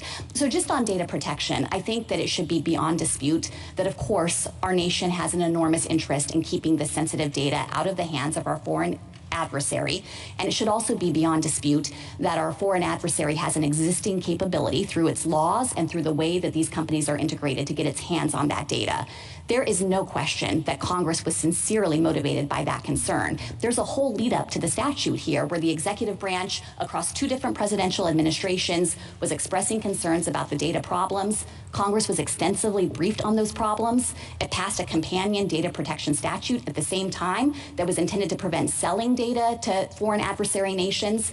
The statute is shot through with protections that I think are key to this concern about closing off the vulnerability of access to the data. So that's a sincere justification for Congress's desire here to act. We think it's a compelling interest and it's narrowly tailored. Then you get to the question of what to do about the fact that there's also this interest in covert content manipulation. And in the First Amendment context, this court in cases like Heffron has made clear that once you have a justification that satisfies the First Amendment, you don't need to go further and look at other justifications to decide whether they would independently satisfy First Amendment scrutiny. So I think it's not necessary for the court to go on and probe whether it thinks that covert content manipulation itself independently justifies the law. Now, my friends say that's all fine and good, but they think covert content manipulation is just per se illegitimate. And I honestly don't understand how that argument could carry the day. Because just imagine if Congress passed a law that said the PRC can't covertly manipulate TikTok. Obviously, that law is not going to violate any constitutional principle. It's a laudable goal, I think, for our legislature to protect us from foreign adversary interference like that. And so there's nothing that's inherently impermissible about wanting to guard against that risk. Maybe you could say that it sweeps in too much protected speech in the way it's operationalized in the act here, but there's certainly no fundamental taint or anything akin to racial discrimination to call into question whether Congress could seek to vindicate that as one of many interests.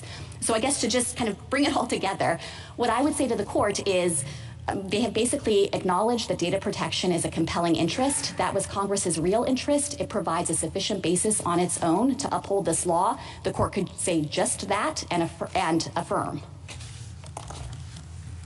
I don't know how we do that unless we accept your argument that the post-divestiture provision that stops them from conferring on the algorithm is not a speech impediment.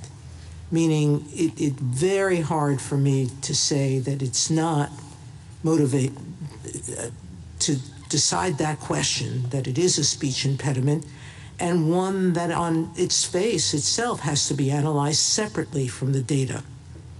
So, Justice Sotomayor, let me begin by saying, again, that we do think that an interest in preventing any operational agreement between the U.S. subsidiary and ByteDance, which is the relevant provision you're talking about, is justified by data protection alone. And that includes with respect to cooperation on a content recommendation algorithm, specifically because of the concern that it necessitates data flows between the companies. So I think that as a factual matter, that could justify Congress enacting.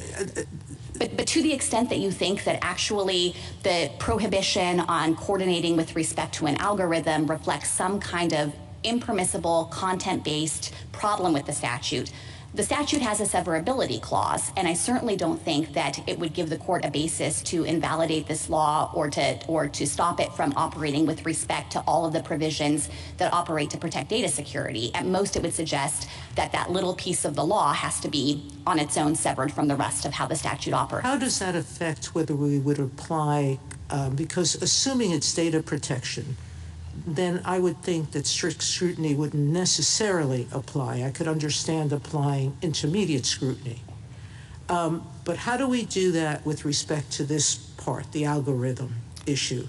How do we get to intermediate scrutiny with respect to that? The way you get to intermediate scrutiny there is to recognize that prohibiting foreign adversary control over the operations of the platform, including with respect to the fundamental backbone of the system, is not based on any protected speech or content-based in the relevant sense. I've been thinking of it as akin to something like a piece of software you might have on your phone that would allow the Chinese government to listen in on every American conversation. If Congress wanted to enact a law that patched up that vulnerability and said, you can't use that piece of software or you can't coordinate with Chinese companies with respect to it, clearly we would recognize that closing off that capability of China is a laudable and, in fact, compelling government interest. And I think when it comes to the risks that foreign adversary control pose here, it's similar in kind. It's simply trying to prevent access by the Chinese government to the TikTok system writ large, and that includes through the use of the algorithm. Thank you. Could the president say that we're not going to enforce this law? I think as a general matter, of course, the president has enforcement discretion. And would that then adequately would that be binding? In other words, protect the regulated community such that they could rely on that under due process principles going forward? That raises a tricky question. So I think there would be then a it's not strong. Going to be adequate. Right? Well, I think there is a strong due process argument that the third-party service providers could invoke if there were enforcement action based on a period of time when the president said the law wouldn't be enforced. The kind of They're not going to take case, that risk unless they have the assurance that a presidential statement of non-enforcement is, in fact, something that can be fully relied on, because the risk is too severe otherwise, right? I think that they might judge that based on this court's precedent in the due process space and principles of entrapment by estoppel, maybe they have a sufficient safeguard here to allow them to continue to operate. I would think even before a non-enforcement policy were announced, of course, the president-elect would want to review all of the updated national security information that has come in over the last 4 years that undergird Congress's judgment here.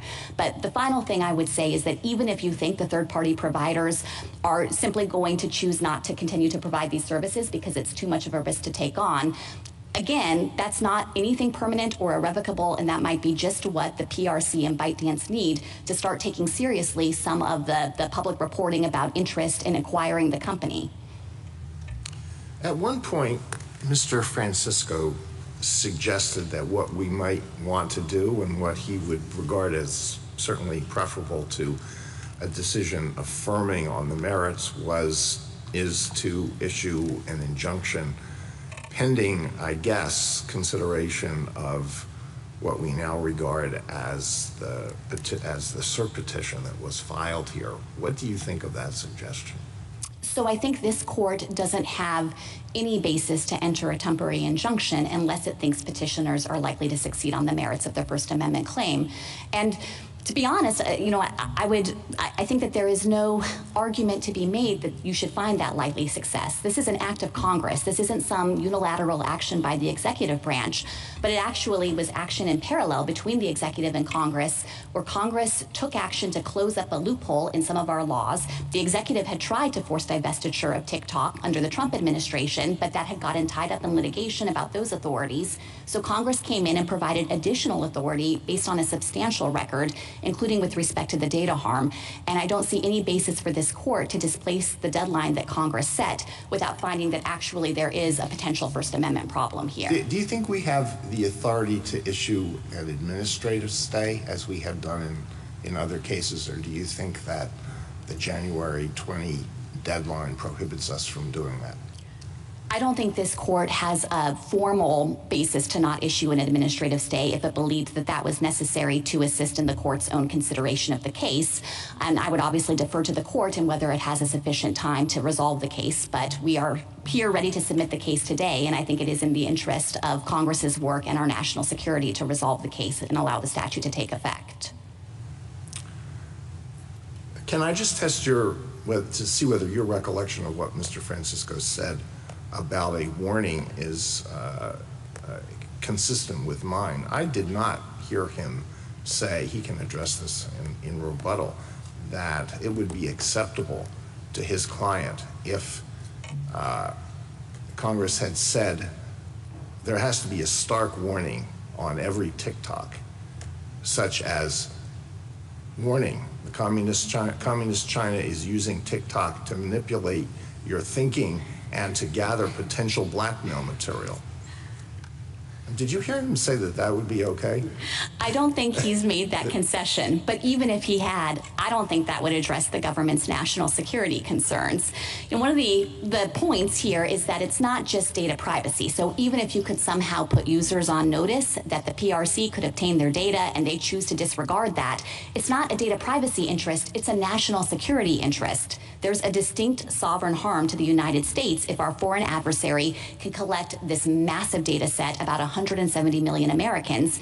And as Justice Kavanaugh touched on, there are a lot of teenagers using TikTok today who might ignore a warning like that and not really care, but they're going to grow up and they might become members of our military. They might become senior government officials. And for the Chinese government to have this vast trove of incredibly sensitive data about them, I think obviously exposes our nation as a whole to a risk of espionage and blackmail. Thank you. I did want to touch briefly on the questions about history and tradition here, because my friends have said several times that the Communications Act of 1934, which we think is roughly analogous to the type of restriction that Congress was seeking to enact here, is justified entirely by concerns about scarcity, how you can't have sufficient bandwidth. And I, of course, recognize that scarcity is what created the need for a licensing regime in the first place. But I think it's important to clarify the historical record here that in choosing to limit foreign control of radio stations, of broadcast stations, Congress specifically cited a concern about national security. That is written into the statute. National defense was one of the listed purposes of having that kind of restriction. And so I don't think my friends can succeed in being dismissive of that concern about history and tradition and what it shows about the national security judgments that undergird this law. The one other factual point I wanted to make, to be responsive to a few points that my friends have touched on, relates to whether TikTok US has the ability to alter this algorithm, whether divestiture is feasible, how ByteDance has manipulated the platform in the past. With respect to the algorithm, I think we're simply talking past each other. We don't dispute that TikTok US might engage in some functions in the United States to customize the algorithm for a US audience. The thing we're worried about is happening long before that over in China, where ByteDance is developing the source code, creating the basic backbone and functioning of the system, and is then blasting out the algorithm for use by the various subsidiaries in their home country. So we're not seeking to regulate any activity that TikTok US is engaged in here. Instead, what Congress is doing is trying to close off the vulnerability of PRC access abroad. With respect to the feasibility of divestiture, my friends have said it would have been impossible to do this within 270 days.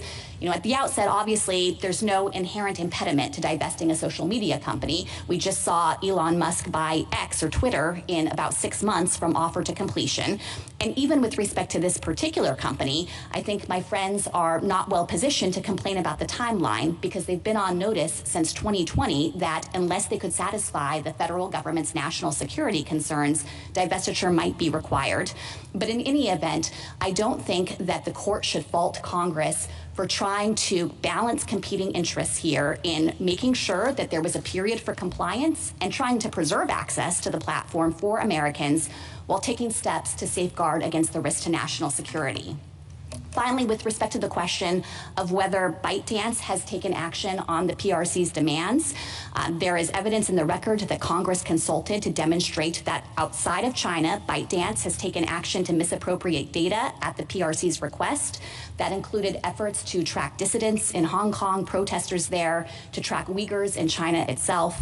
We know that ByteDance has misappropriated U.S. data with respect to surveilling of U.S. journalists, and there was evidence in the record reinforcing the conclusion that ByteDance has been asked by the PRC to undertake efforts to censor content and manipulate the platform at the behest of the Chinese government. So I don't think there is a factual basis to dispute the record that Congress had before it. If the court has no further questions.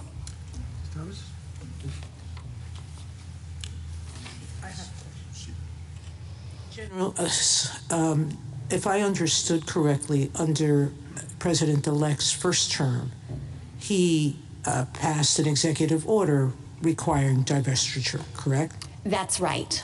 And this, that was challenged in court and state as a result of him exceeding his executive power to do that.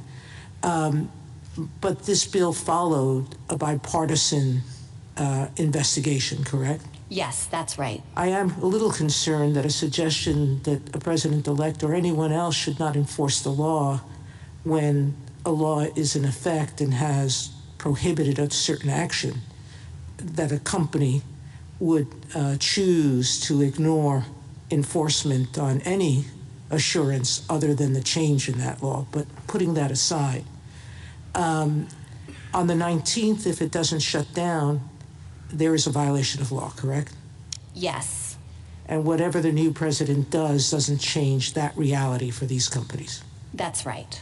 How long is the statute of limitations in effect, assuming that they violated it that day and later continue to violate it? But how long does the statute of limitations exist for a civil violation of this sort? It would be a 5-year statute of limitations. Thank you. Thank you, counsel. A rebuttal?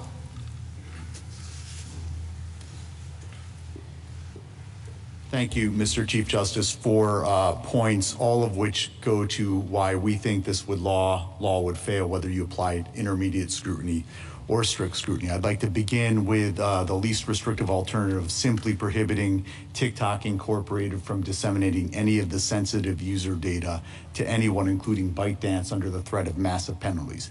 That is definitely a less restrictive alternative. Now, my friend pointed to the NSA negotiations. Well, the sensitive user data that we're talking about and that were of concern in the NSA negotiations were not the type of technical data that she's talking about. The NSA did allow certain types of non-sensitive technical data to go back and forth, but that wasn't anybody's concern.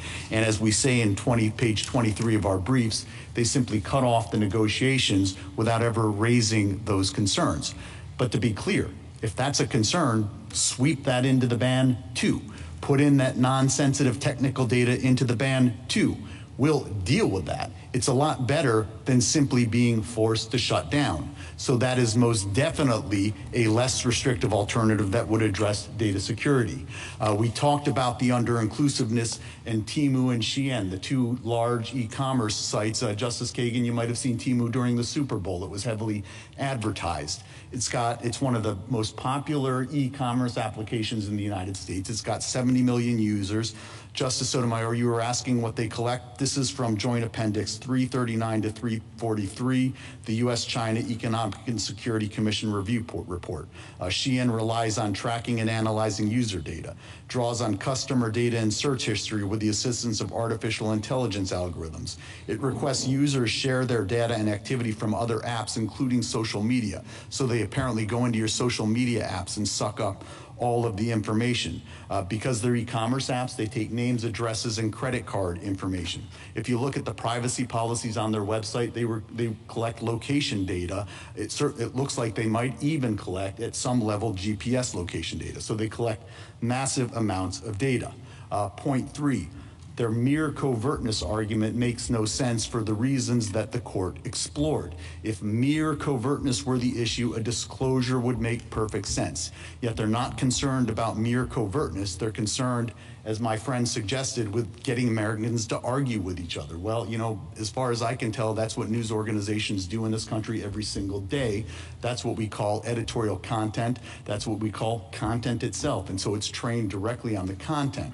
But even if you thought somehow that the mere covertness were the issue, that definitely could be addressed through a risk disclosure. So the data sharing ban, the risk disclosure, those are obvious, less restrictive alternatives. And had the government considered them and rejected them, we would be in a different position.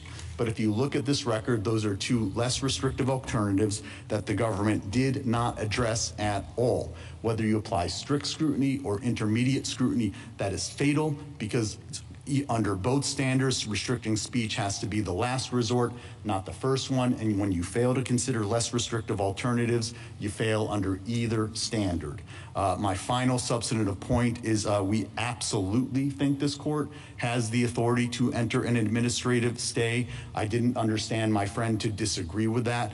We think that given the enormity of this decision, given the complexity of this case, it would make perfect sense for this court to enter an administrative stay.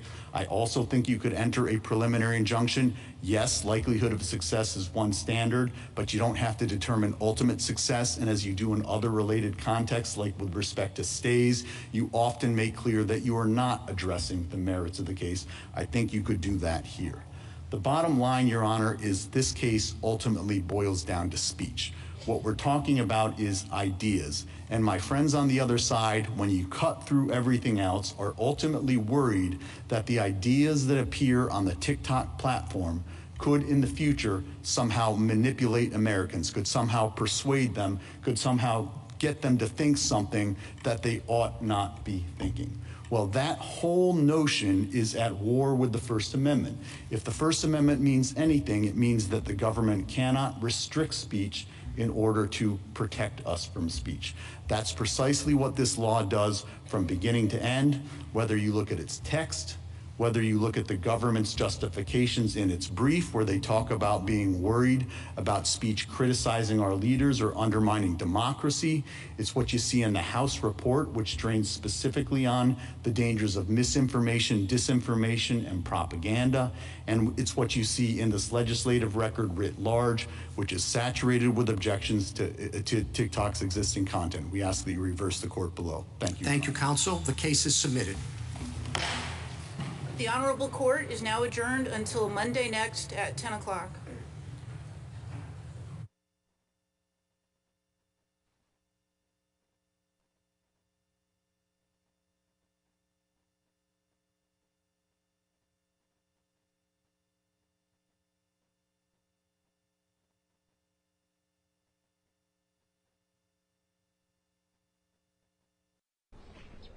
There we go.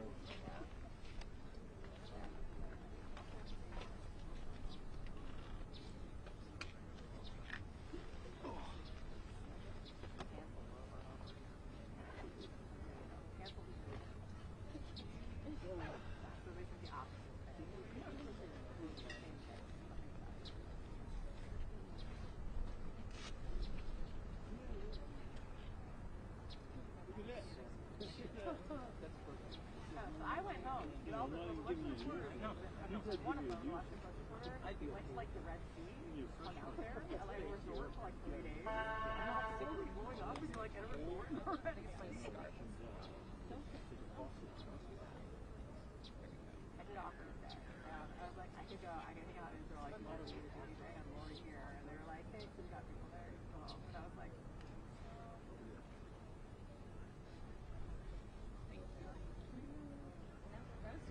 do the math and you get your if I go back. Exactly.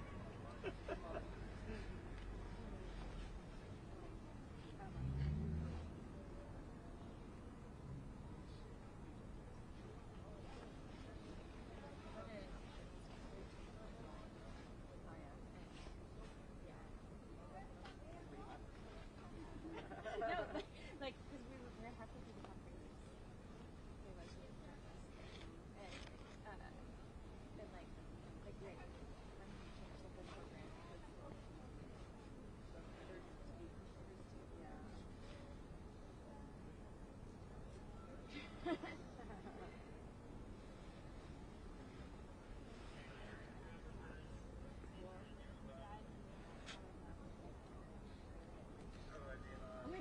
Sorry to keep it a secret for like, the studio class was like 5 hours. Oh my god. I just telepathically. Here we go.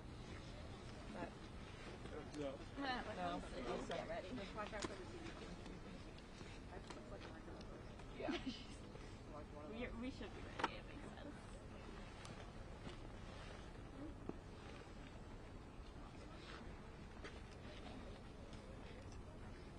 Well, no, because they'll strive for between.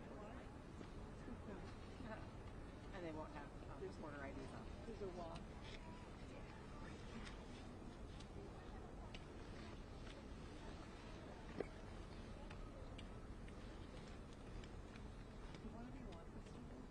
What do you know? They're coming? Okay, and they should be coming soon. Yay. About leaving cross here for you to hand over. Okay. Assuming he's coming back. So whenever you get the chance. There he is. You say you think somebody's coming out? Yeah. They might come out soon. We'll see. Might. Unless they. Should. Yeah. We're hearing words like should and might. We don't have 100% confirmation. Maybe. Supposedly. Supposedly. Perhaps. Word on the street. Hey, how are you? Stay warm. Yeah. On Friday can start, right? Friday starts. Sorry, I made a decision. You know? It's so weird. It's still Is it good though? Like, Yeah, I like it.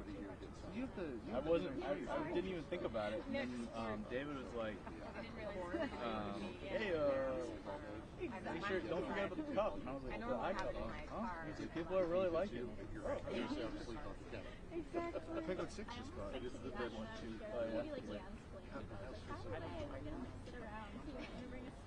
Oh no, but if you'd seen you could totally have written me and been like, your stool's inside, do you want it? And I'd be like, yes, I do. Yeah. I heard there might be sitting. I know. I know you're new to this. I got that kind of recently. I really Someone said that to you. So yeah. That's Paphos. Yeah, they got our station a photo, which I absolutely was not. And bad. Yeah. Yeah, I mean, and I was like, actually, I have a degree in this, and I've been doing it for like. I mean, you could 5 feel years. good. Yeah. And mine was like no line of justification. Yeah. No, like stop. Yeah, where they say that. Yeah, there's a reason I go by Jacqueline to try to fly. Because I started and I was like, I was glad in they have college that and I felt like nobody took me seriously. So I know. It's so great. Really, I had. And then it became a bit of a measure. Because like, especially men can't seem to handle saying Jacqueline. So how soon they change it to Jackie gives me like really good insight into her character. Oh, everybody? Yeah. How's going on, Mike? Thanks. And then right after college. So I was like in training. I was like, I want to go try Jacqueline out. And I like it. Yeah, it's a little No, my husband calls her Jacqueline. My son's being silly.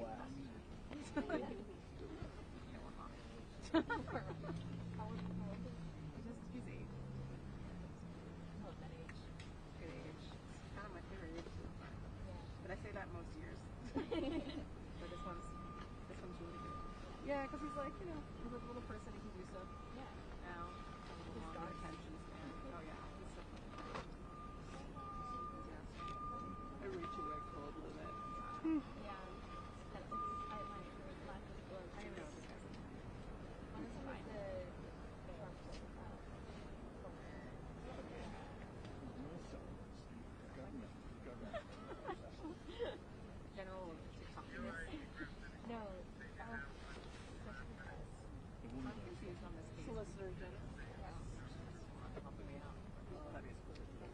I do. I'm sure I'll recognize the person, maybe. You know, It's not a global show, right? okay. Yeah. It Is? is? Yeah. Standing is sucking now. The new one is. Oh no, it's just that it's cold. So is your base ISO like 125? No, go ahead and start there, and I'll just Andrew, what'd your little girl think of the snow? The A1 goes down to 50. Okay. But the A9, that's 3 is Yeah. 125. She loved it. Yeah, she was like, Did you drag her around on one of the little toboggan things? I had to work, but my wife took her out, and We have another chance tomorrow. they're like sprinkling snow in front of her. She's like, more. Like when I was Yeah, little, I was like, oh, it's kind very of like cute. a small outlet. The snowsuit she has, it like covers her hands, so she's like, she has no hands. That's funny. Yeah. Hey, you have another chance tomorrow. Yeah. Oh God. This area is such that when your kids get older, you'll buy, and they grow so fast, you buy all this snow stuff, and then Yeah, it doesn't. it's over. And Yeah. Then the next year, you buy all the snow stuff, and then it doesn't. And then when you decide to not buy it, Oh yeah, and then it's like, hey, does anybody have food? You're either like, you're one or the Nope. other. You're either like a young kid who no one takes seriously and also everyone's sexual harassing you all the time, or you're like an old lady and you don't exist. No, you're not even an old lady. You're just too old for them. Too old for that. Too old for the job. Too old for so you're young and not serious. It happens in your 30s. There's like a sweet spot, like 35. I feel like I'm in it right now. I was about to say, I think you're in it right now. Yeah. I get both. More now, too old. Yeah, no, it's because they have that 30-year-old emerging thing. Once you're 30, Yeah, you can't be over 30, right? Suddenly you're done. And I didn't start till I was like 30. What's that? She's like, oh, you can still live fire, you know? I said, wait, I went home already. It's coming. She's like, what? Any second now. I like that she's like the one that. Enjoy. Welcome to the land of the session. It is much better. It's just because it's more or less.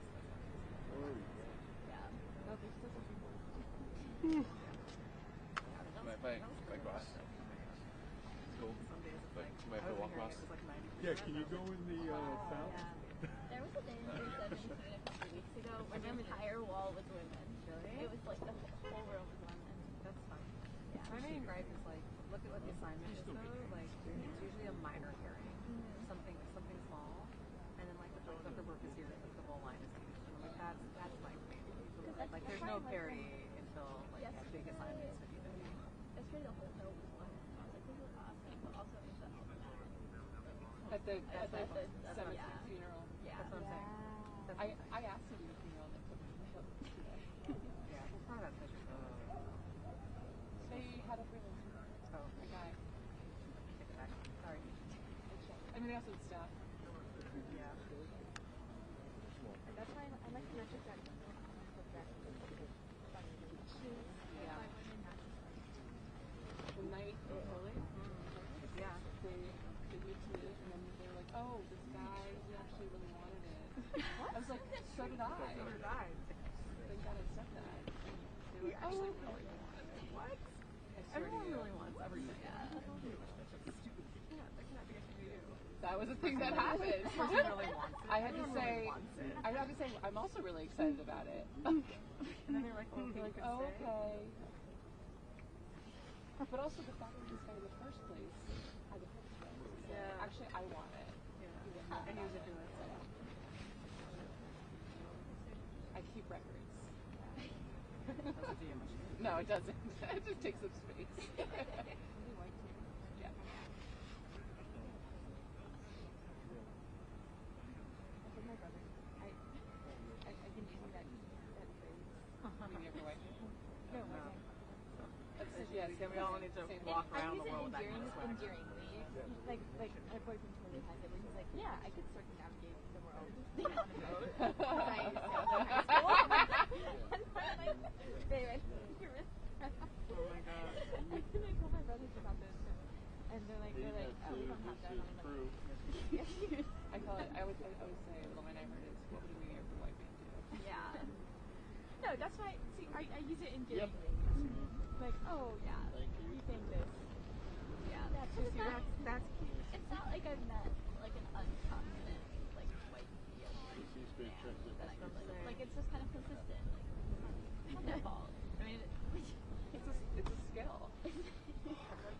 circumnavigating. Like, sir, that's crazy when you. I'm curious to hear how that can Yeah. do. Your feet are touched on the marble, how it's just like sucks the heat right out of your feet.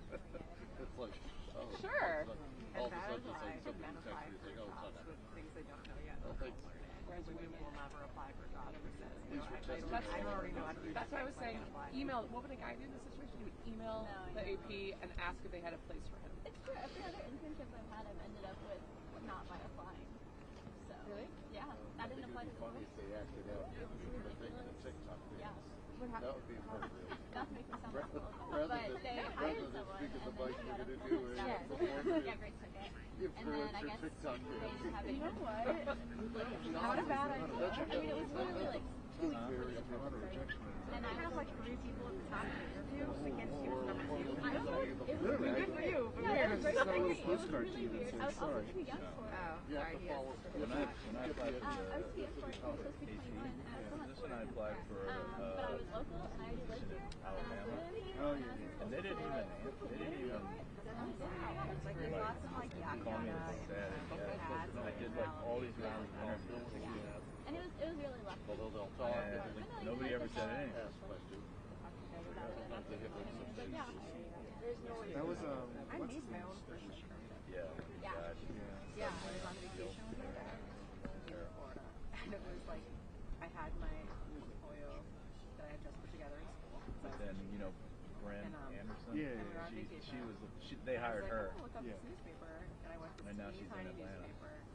And I called, and the front desk lady. And they were trying to get her from DC, and she turned it down. I thought maybe the department has an internship. Recently, She was like, like when they were trying I to, hope we have an internship. Like, let me get they were trying to transfer somebody over. And he was like, And how can we have one? But come in. I'm like, we'll just fill it out. his wife Yeah, was for Mark. it was the I would like to thank you. sorry, I have several different floor things like that. Whenever people say we should be more conservative, Panama City. Panama City. Anyway, conservative. and I walked in and I met with Robert, and he was like, we don't have an internship right now, but like, I like you, I like your work. He's like, let's see if I can network up something, and I'll call you. And I was like, okay, and I got it, and it was paid. So before I walked in the door, no internship. I walk out the door, internship. It's a story I tell when I do like talks to students, because I was like, there's always, they want you to. But it was funny. That's why when the RIT kids came and I met with them because I wanted to learn about like internships or whatever. They were like, oh, applications. Like, I guess I just didn't know them. I didn't know them. Like, it's not Hey, use the restroom. It's terrible advice. Yeah, yeah. I mean, it's good advice, but it's not what they want to hear. I don't know. I remember when I was like, you actually applied for that, you got it. You'd be a better person. I applied for all Yeah, but there's like more than one way to. Yeah. But I didn't realize until my junior senior how much you can. We were just chatting and all seeing like kind I'm of from Pittsburgh and I'm always I had talked about last night. Oh my god. Which is like so shocking, you know? I did not expect it to have a woman to say that. And after he came back, he's like, yeah, but I don't want to got home tell at like people advice like, 10 oh, go o'clock do last this. night and everything was closed and I want to make Well, I think do it, but the key is you need to yeah, so be Taco yourself. Bell. Like, please be Logical genuine. choice. Because people can feel otherwise. You know, like you can, there's nothing wrong with networking. You can do it in a way that feels like genuine to you. Oh, are people going outside? So how long are people are going outside? Is that the guy? The tall guy. You went to UNC, right? Was your like junior, senior year? Hey, Andrew. Like everyone got like. Why are you leaving? About like jobs. No. Really? No. UNC was.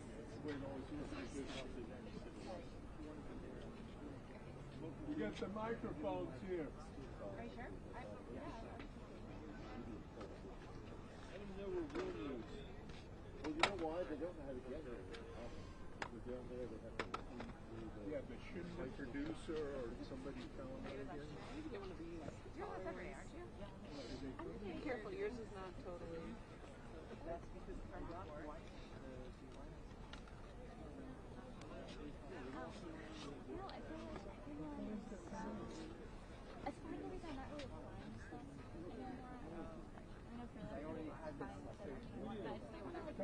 come up here. Yeah. No, we didn't have that at all. Because everyone was really close to each other. Like, it was very close knit. Then we got the mics up here. Either way. No, like, oh my god, like loads of stuff. I was just saying. Like everyone's taking it huge. All we need is one to come up here and then Look at their applications. That's the other thing is I feel like that's you don't want to start all over. And so like I want you had it. I asked her. I mean, I remember it being strict. Like, I did apply to We get paid. the best of that I had, you know. I do like it. But I didn't like brag. Yeah, I like to be. oh, I think I wrote that. I think Yeah, that's actually got me right. and it's like stuff I've already had too, and they're like, oh, I know what I'm doing. This one. To me, like I know how it works a little bit. Like I keep my mouth shut, but I hope this color is like. oh, I like talked the to yellow your one. cat. I like oh yeah, Greg. I like that color. That one is like Herbert color. I think REC kind of looks more like what I'm explaining to, which yeah, it's more like so I was talking to those girls a lot, and they were Didn't you go to IT? yeah. Yeah, I'll just talk to her. I was talking to her at the time, not yet, right?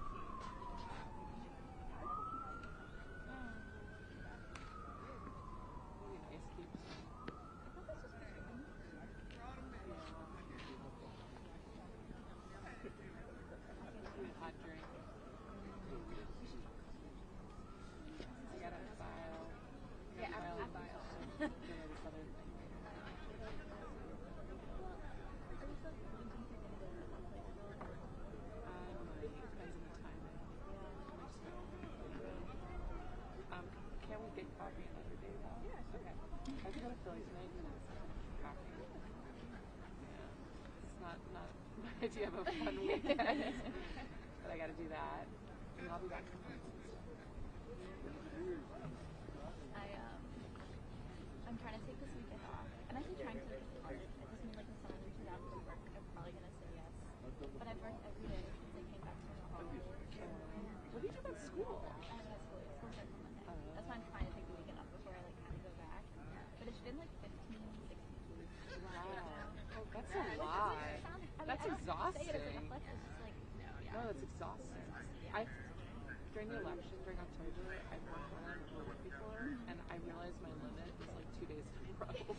And I need a day off, and then I can read, like, especially if it's like a full day. If it's a portrait, no big deal. Like this, like yesterday I was